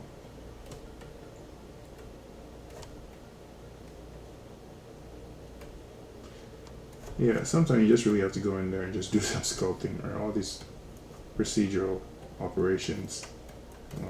And just, they can only take you so far. You just have to stop and do some work.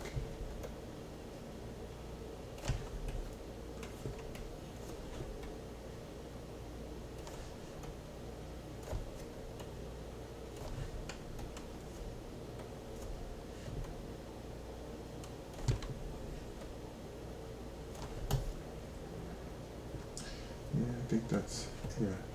There we go again with the circles. They just look unnatural.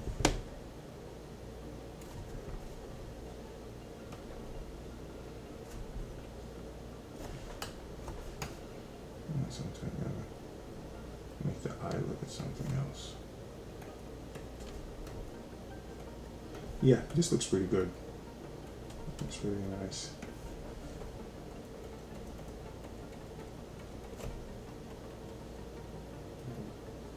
Clear some of these.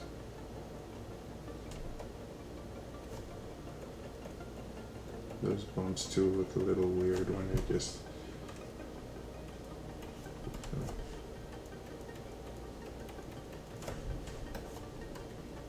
all similar. The key here is just to make nothing, you know, seeing the similar shapes within the same vicinity.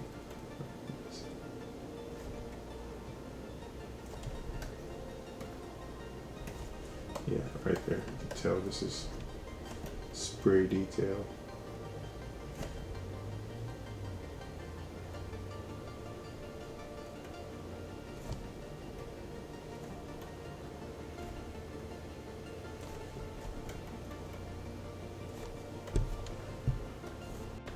There we go. Yeah, that looks pretty good. Keep going, but I think it's enough. Like, this is really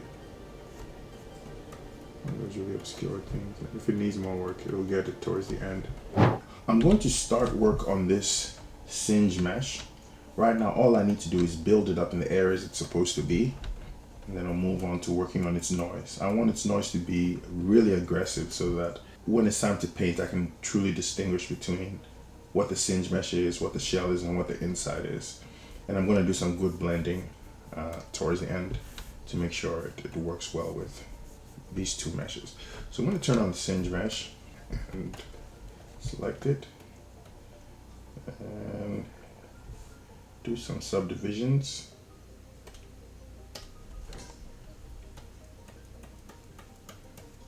Initially, really all I have to do is start pushing it in here.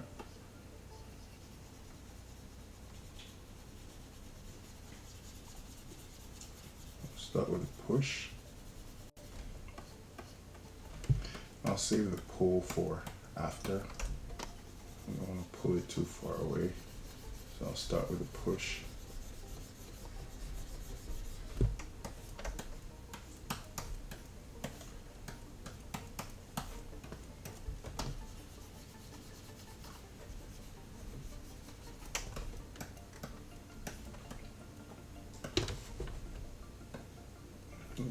To be very careful because it's really just at the lip, so I'm going to refrain from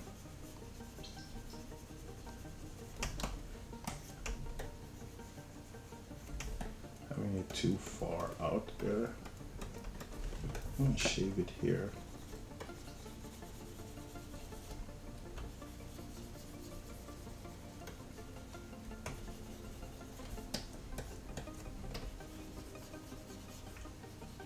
Yeah, just so I have it right at location. I'm gonna use the moving brush for the rest of it, just to get it there, and then I'll start the build-up process.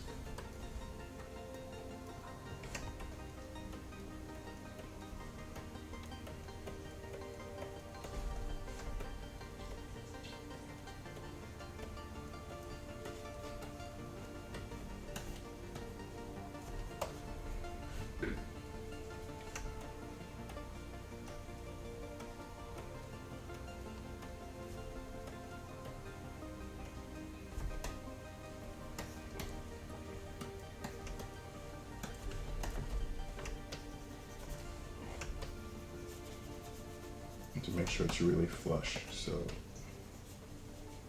I was tempted to do somewhat of a projection just to be safe, and I might just do that. Yeah, I might start with that, but only for a small masked area. So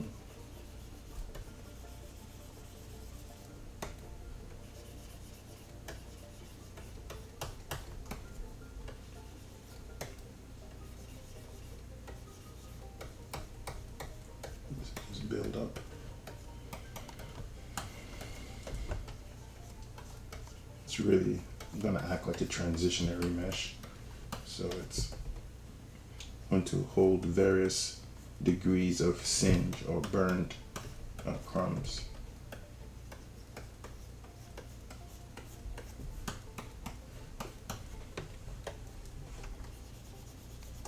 Push this in.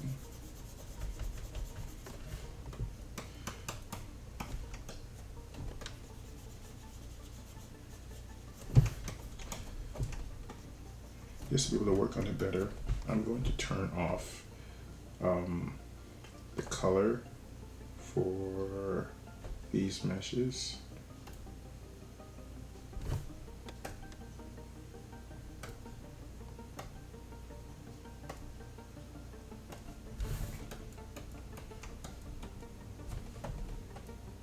Okay, looks like this belongs in the trash. So I'll turn off the color for them, make it black.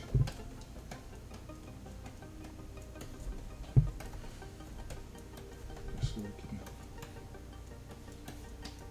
better build.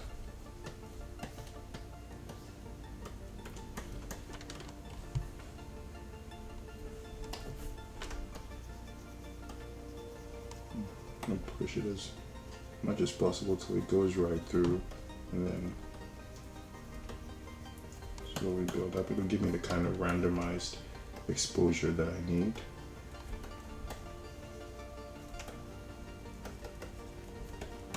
This is kind of it. So I push it and then I pull.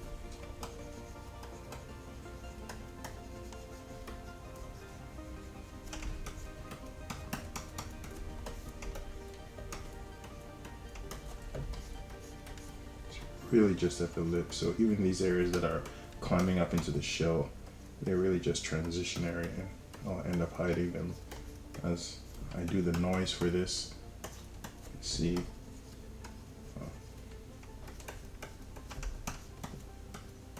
And the other thing is that some of it is exposed, some of it is the crumb. It's not as singed, so you have to vary the detail between singe and not so singed, and some of that will be the responsibility of the crumb and shell underneath. So it's really weird.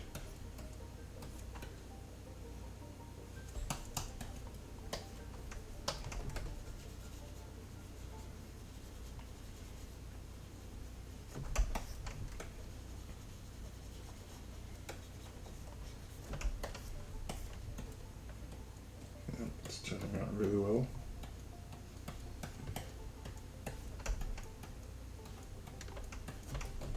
Really randomized detail. I'm going to divide it 2 more times and start.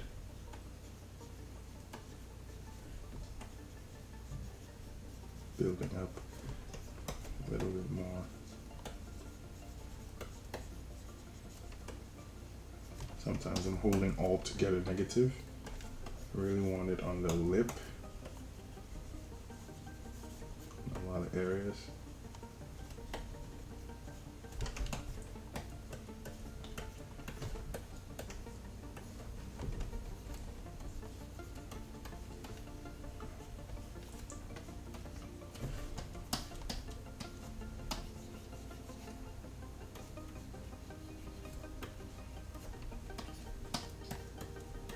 Some areas are going to be super aggressive. I think it's good.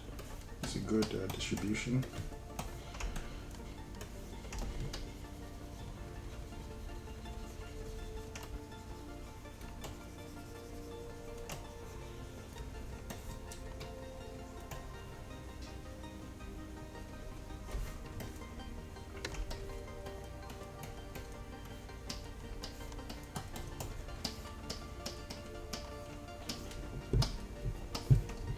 I really like working in pieces like this and then detailing things to completion and then merging it all. It just really allows you to add some sort of unique detail to certain various elements. When you try to, for me, when I try to sculpt everything onto one mesh, you'll rarely be able to really do some varied detail. Eventually you're just gonna get tired and just try to repeat detail. And this way, when you break up these various elements, then you're forcing yourself to use different workflows for each of them, and then they all look unique. And then you merge it all together to tie it back all together so it looks cohesive.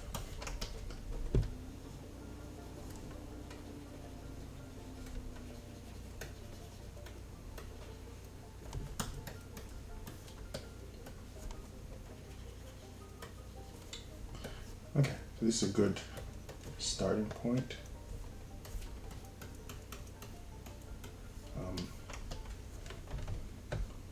Frankly, I would really want, yeah, I'll get a chance to move.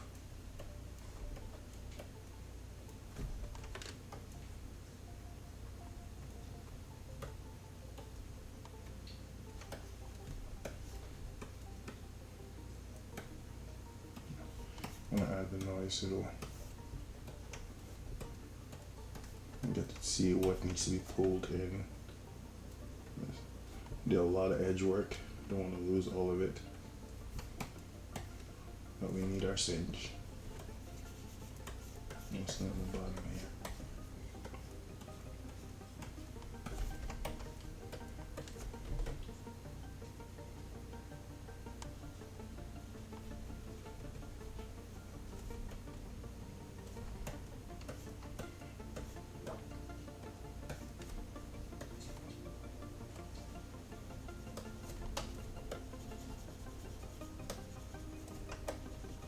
And a lot of it, the singe is going to be painted inside here too, to certain pieces here, because it's not just at the edge, it's also sort of tapering into the crumbs that aren't so burnt.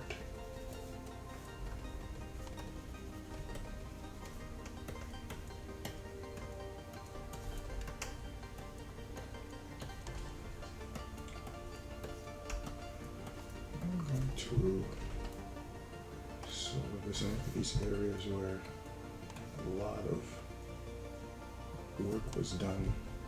I'm sure I'm not.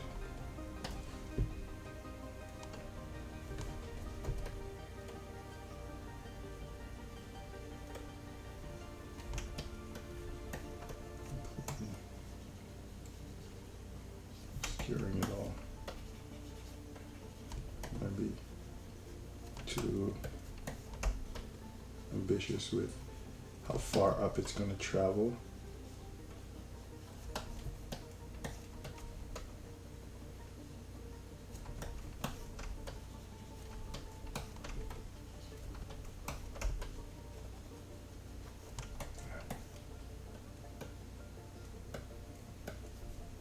Some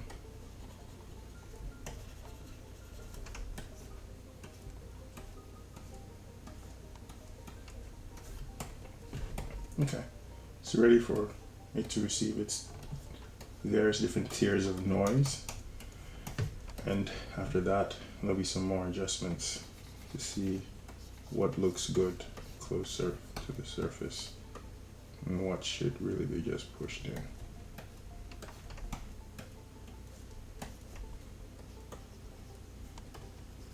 I'll pull it out.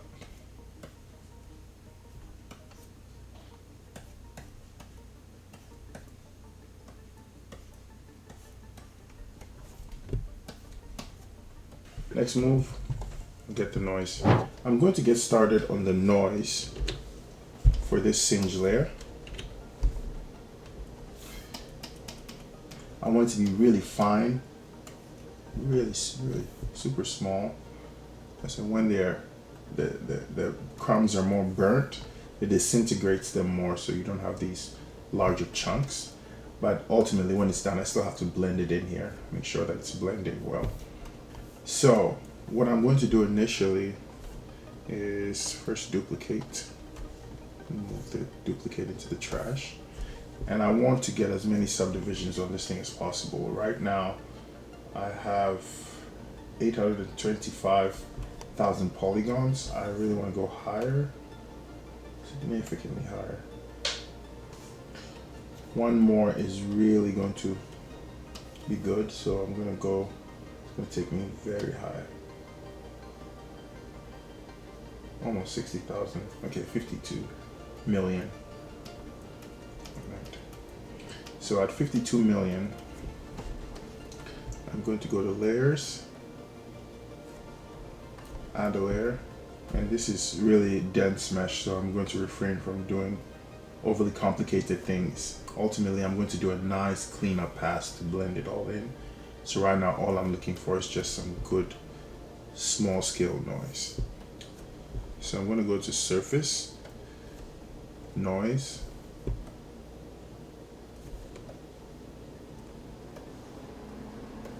it's going to be 2 tiers of noise. I want the scale to be super small, but the strength to be very high. Clear this curve a little bit. Hit OK. Let's see if this is small enough. I'm going to do the dual noise effect. So it's going to be 2. So let me apply to mesh, see what it looks like.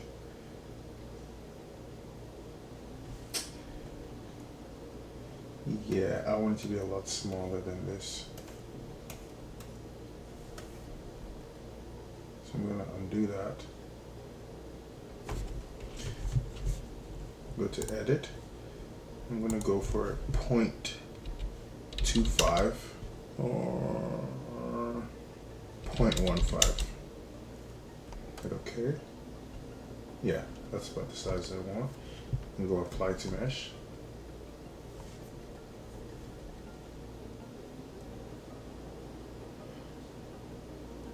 Then I'm going to do the second one.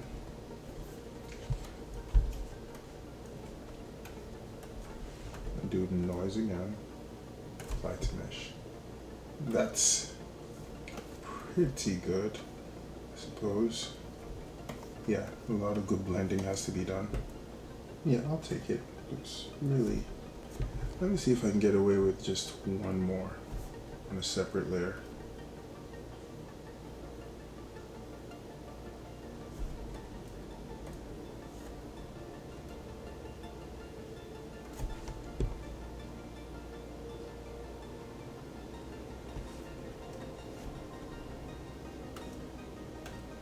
Yeah, I'll keep that.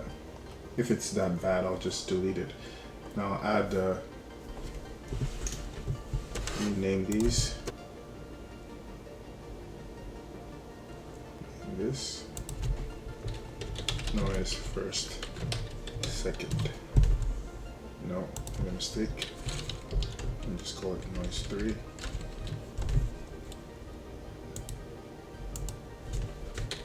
Noise 1 and 2. Alright, I'm going to add another layer and use that layer to adjust this thing on lower subdivision levels so that it's colliding with this properly. So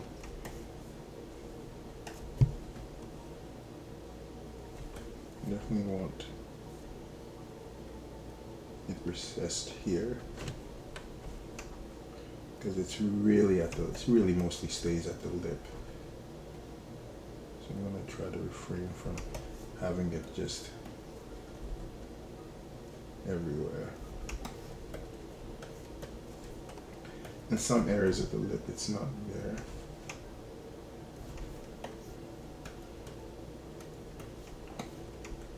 Make sure it's these areas it absolutely should not peer through.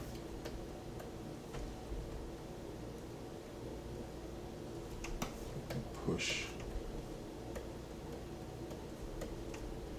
Yeah. Got a little ambitious here.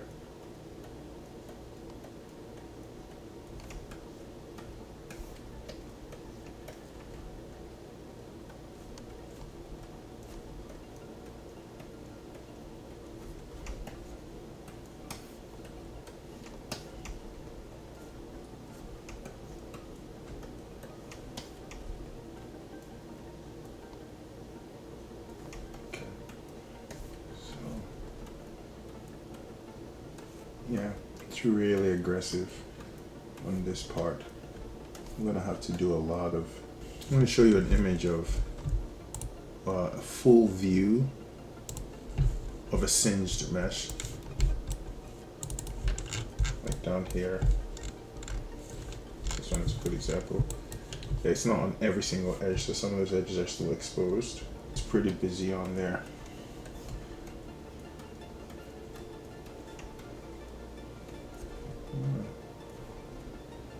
I think it's blended in an interesting way enough.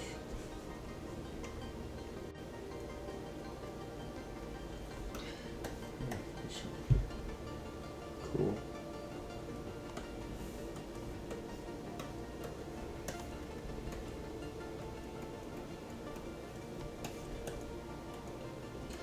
I'm definitely gonna have to use Alpha Spray 8 to really let it blend in.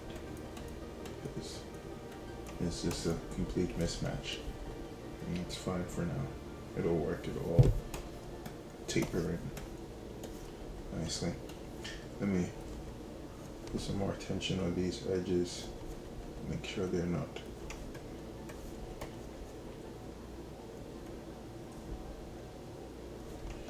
doing what is expected of them.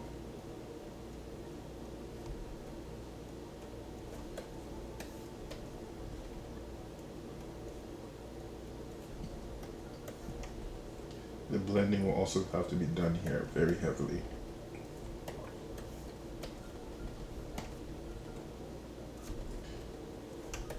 I have to look for a good happy medium between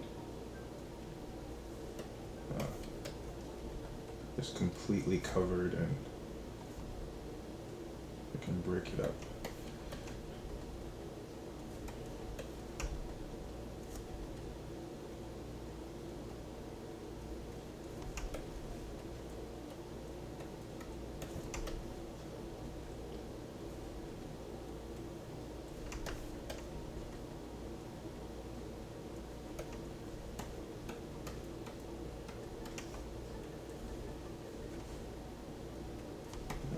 Also from this angle, you're not all that elevated off the surface. I gotta be careful there too.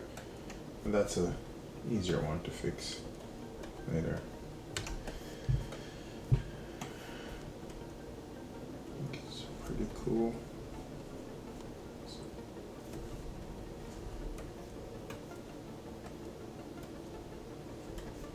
Okay, so that's the singe, all right. Let's do some good blending work here. Make sure it.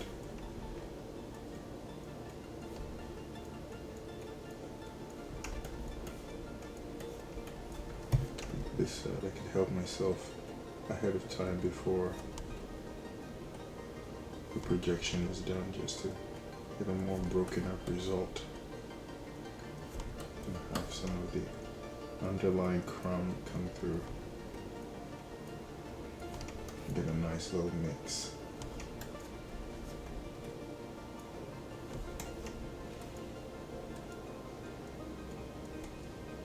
Yeah, that's as far as I'm going to go with pushing and pulling it here.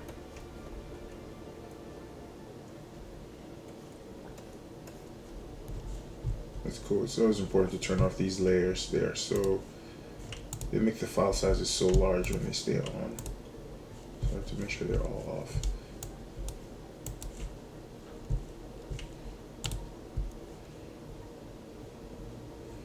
All right, I think, yeah, looks interesting. All right, so we're almost there. After several different attempts at transferring all this data from these three meshes onto one mesh, I've decided to just keep all of them separate. So I'm going to have to take this thing to finish and make sure these things blend well. Make sure the singe blends with the crumbs, and it also blends well with the shell. it's not that it wasn't successful, it wasn't pulling enough of the information properly, and the mesh was becoming really damaged. So I was getting these horrendous results, and this is just not acceptable. After all the work done, this is not going to be good. I also attempted to pull from each of these meshes in an isolated manner, and it didn't work out too well.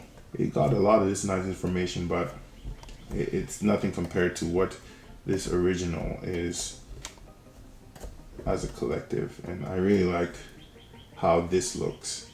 It already looks pretty blended, and I just have to do some additional work to tie all this information together.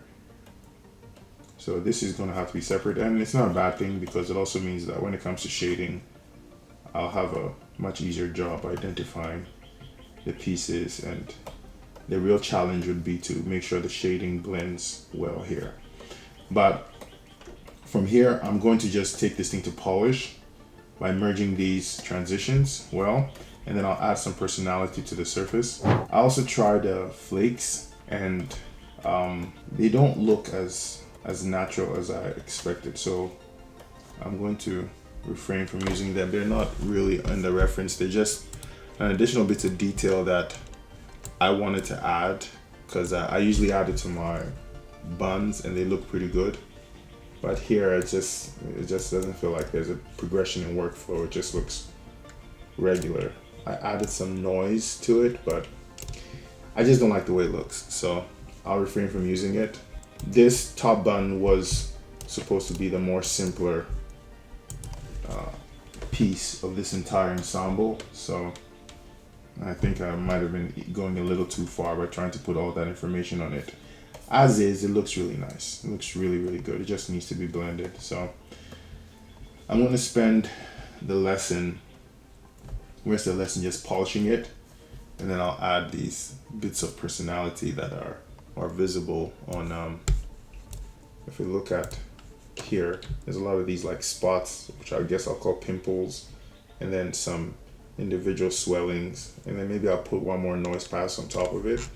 And also on the front, yeah, I could use an additional noise pass, just one more noise, and a little bit of the same personality that's also on this back example. All right, I'm going to start the blending process. Start with how it blends into the crumbs here. Now, before I continue, my file size has become very large, and it's because of all the layers that are on these things. So I'm going to bake all these layers. So I'm going to go to layers, and all of this stack, pretty much done with it. I'll go bake all, down to the next one, bake all, down to the next one, bake all. You should make file more manageable. And then I'm going to store morph targets for each of them so that I can play with some blending. So I'm going to go to the morph targets, and some of them should have morph targets already, so I'm going to delete them, and store a new one, for that one, and store a new one. And now I'm going to also add a layer specifically for this crust just to get started. So I'm going to add a layer. I'm going to put a color spray, and I want to start with alpha 8. It's the most natural alpha available that I think will work well here. So let me start spraying a little bit of it, and increased intensity.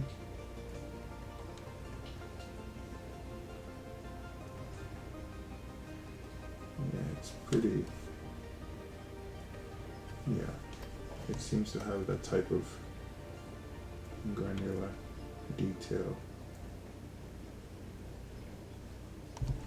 And maybe might be better to drag it. Yeah. So just to tie it in a lot better. And this is, some of them I'll make them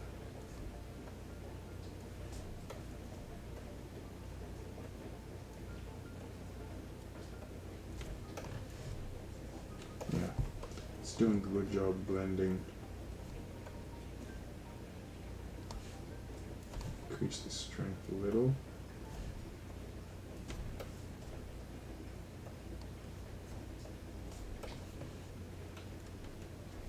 As long as I'm not able to distinguish the crust from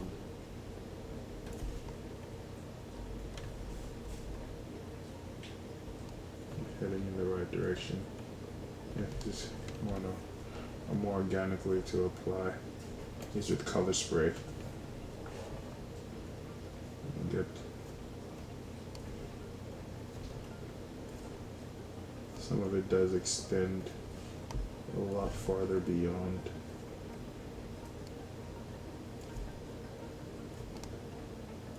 Into the crumb.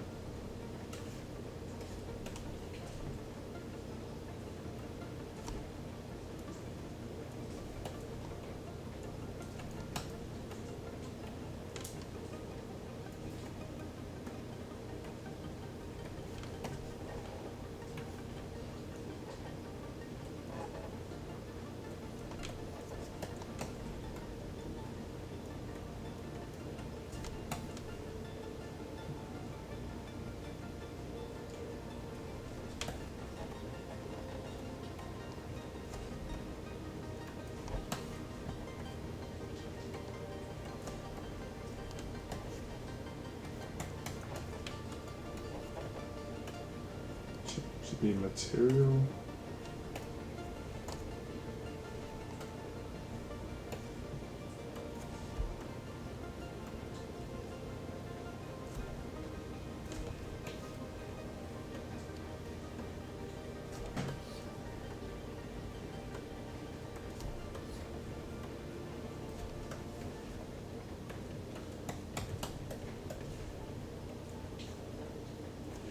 It feels a little easier to accomplish.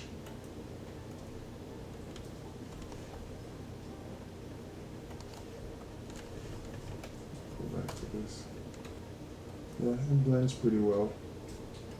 I'm going to come here. Here, I have to be a lot more careful because I don't want.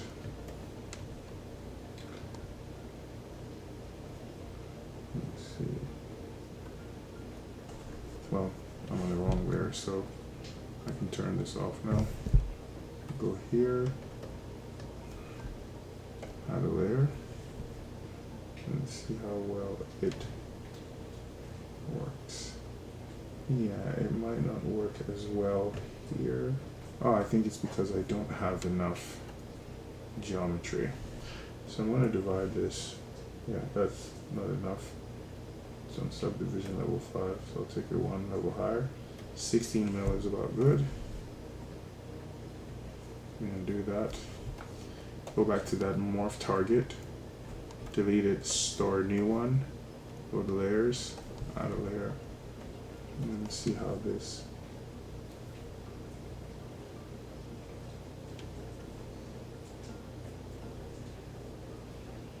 Yeah. I also forgot that.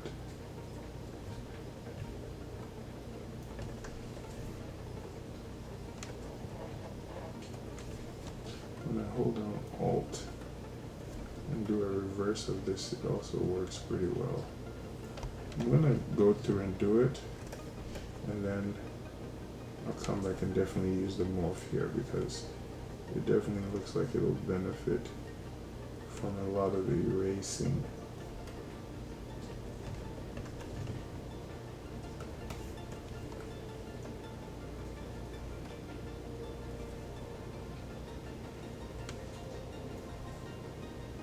The chips need to be slightly larger to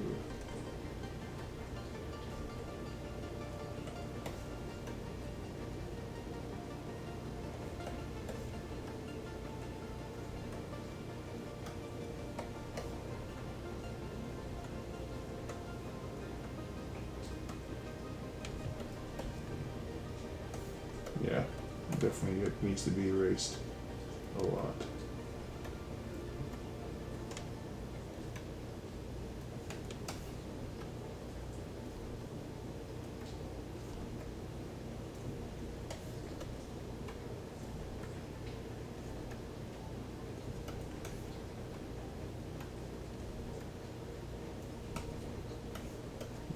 He's doing a good job blending. So I make sure that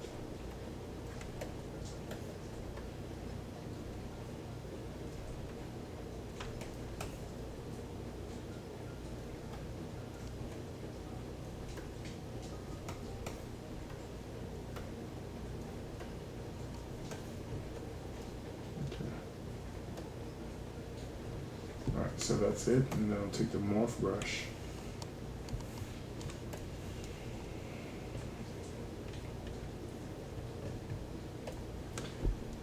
Add a new layer. And make sure it's not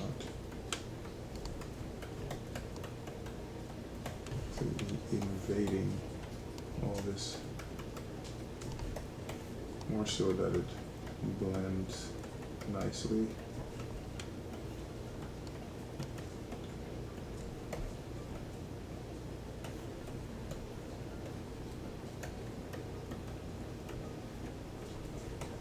Go back in there and start playing with some of these cracks again.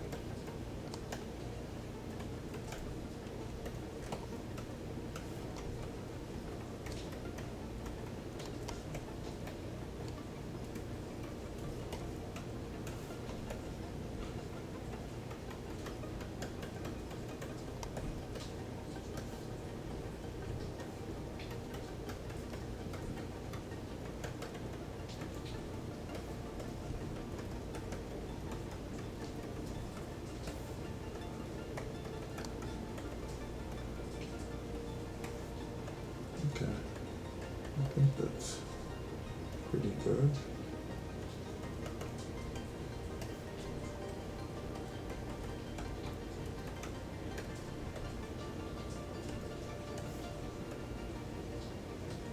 Yeah, that's pretty nice.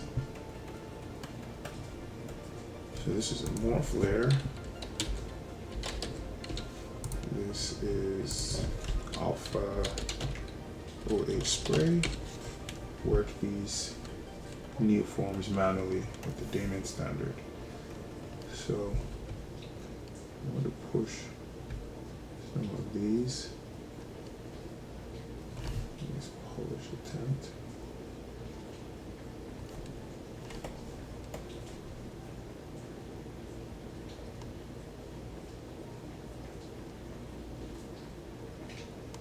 We're pretty much at the end, so this is, it's almost all over. Actually, I'm going to try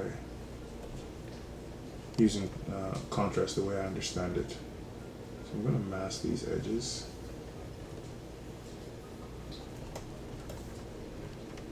I really want to push these forms at the edge a little bit more.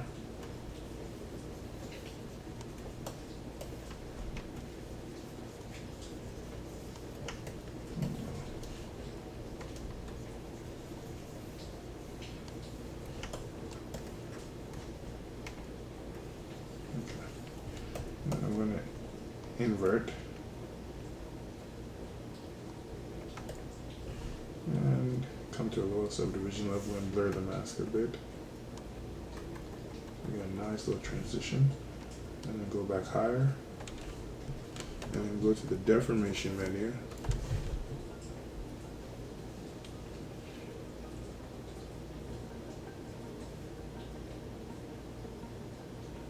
And I'm going to slide contrast.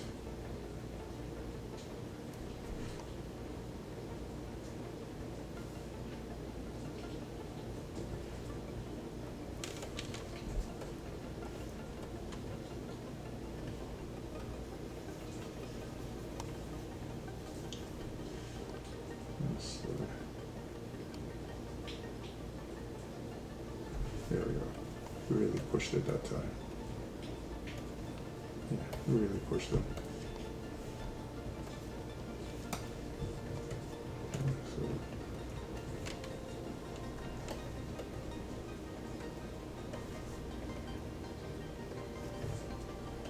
that does mean that some of these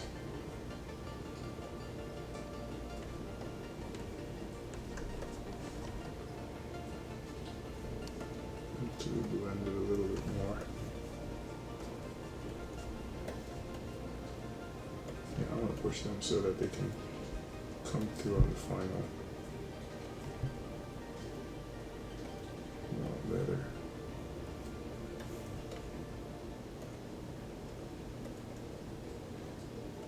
Yeah.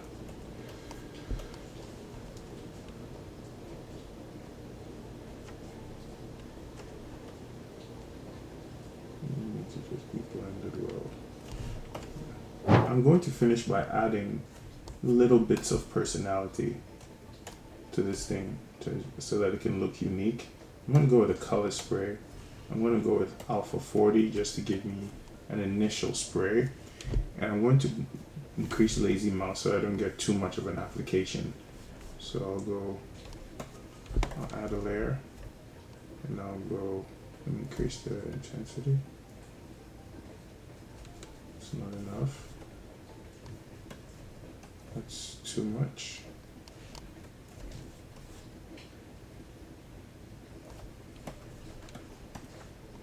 That's about a good amount. Make that next one a little bit larger.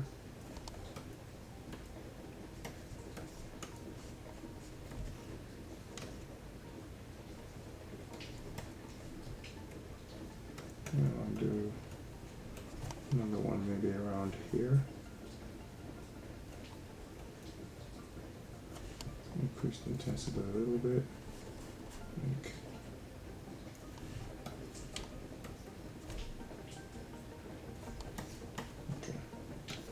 Just so we have some in all views. Let's see if I could.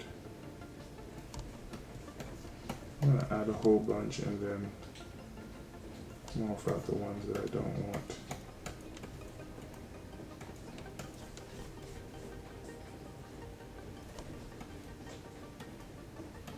Okay, I'll grab the morph brush. Use one of these.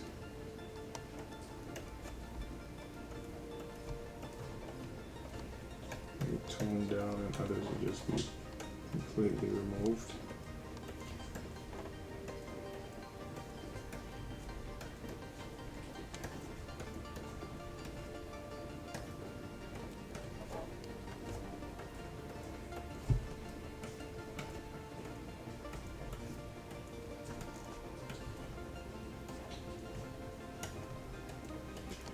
This one up top here, take it out a little bit.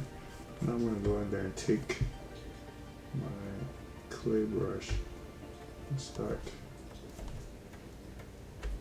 and build that brush and start making these shapes look slightly different.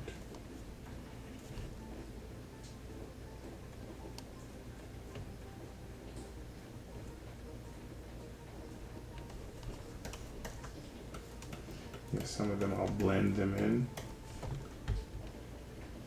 others I'll just make them more intense.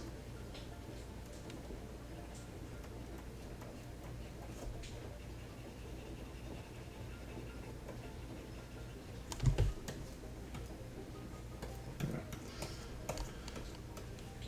They just look like isolated masses now, so it's best if some of them just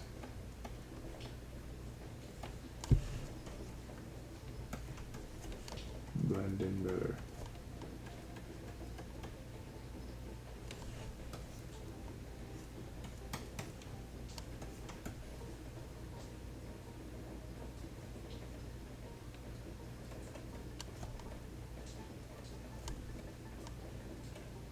They look like they actually belong on this thing.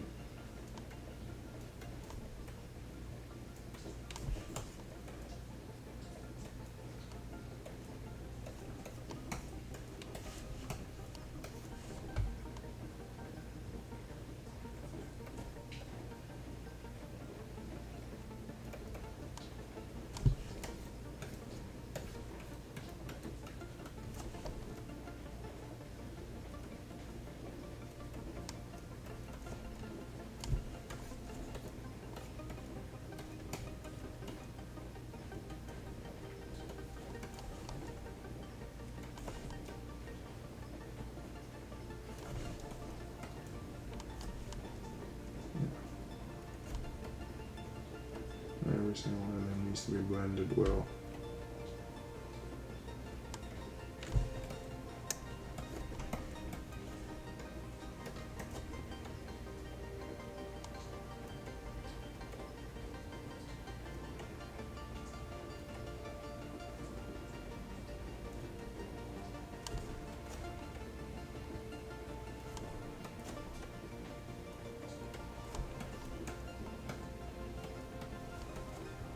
To be careful how heavy-handed I am with these brushes at this stage, because it could ruin a lot of the hard work.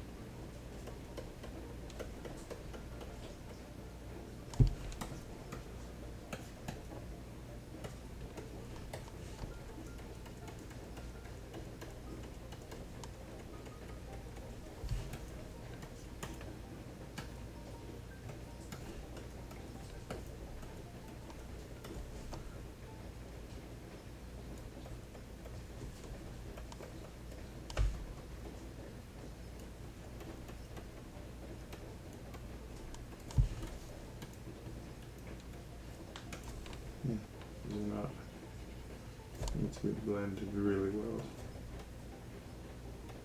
Some of them look pretty weird. I want it to look like tadpoles everywhere.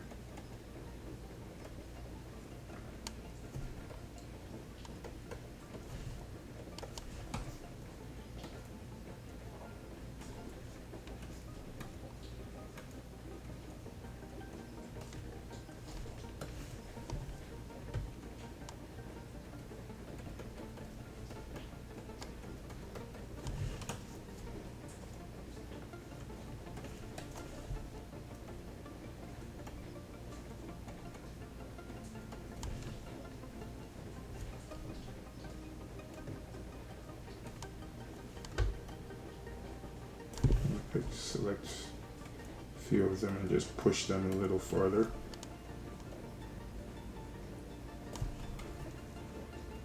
And the counterparts.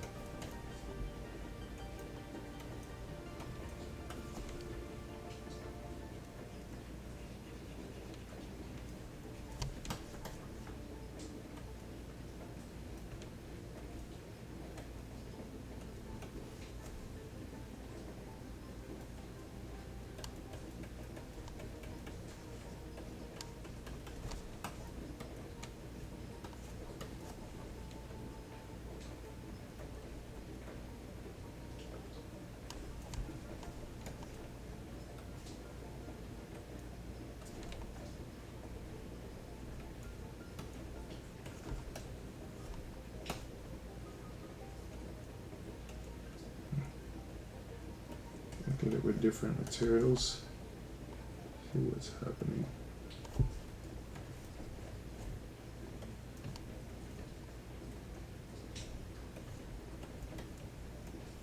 He's very brush strokey. Get rid of that.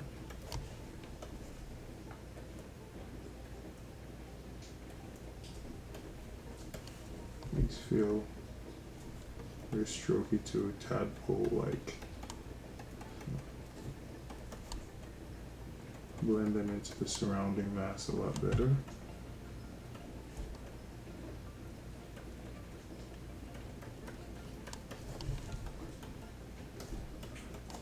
So is this one.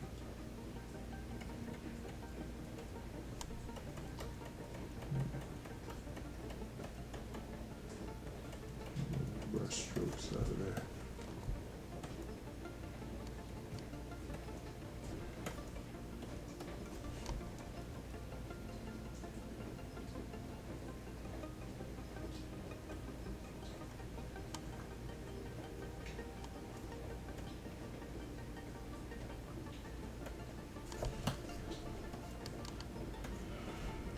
Okay. Yes. I should use my cap white a lot more. I'm really sure it's good information. I'm going to run one more noise pass on it to close this out. Name this personality. See how valuable this noise pass is. Might be worthless. Go noise. Edit. Really play with that curve.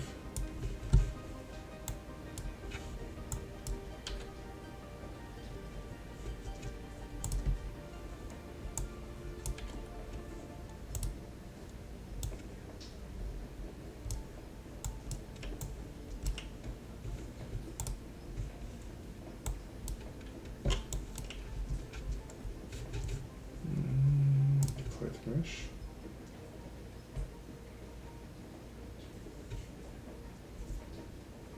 It's not bad at all. But I'll leave it on so I could dial it back and forth. So go to layers, make sure this is noise. It's a bit intense, but if you know, like I know in ZBrush, if you don't push things, they won't show. For now, I am going to dial it down to 0.5. And then if I feel like it's not, the detail's not interesting you well as I'm painting, and then I'll come and play with it. But I think, yeah, that's it. Really, let me turn all these on, see how it's interacting with its environment.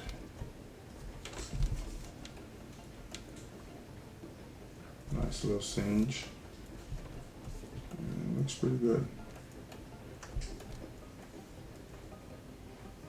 Alright, and if it's lacking in any way, I'll always come back and keep pushing, but I think for now,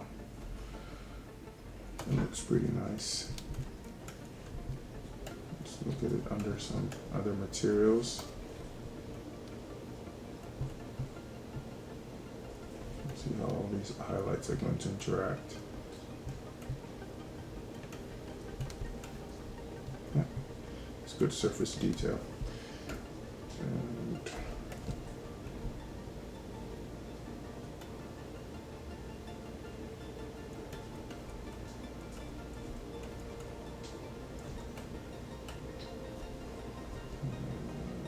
shade.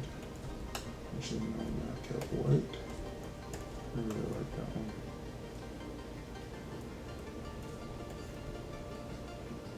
Yeah, so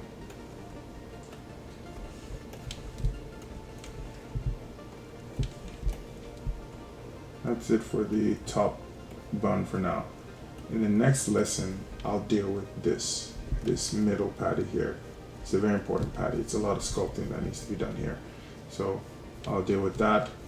And these cheese and sauce will be adjusted to make sure it's matching with it.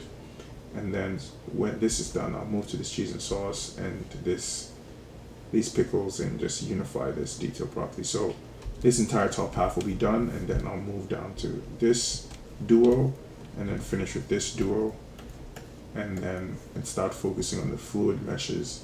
I have some very interesting solutions for the fluid meshes. It's 2 different solutions.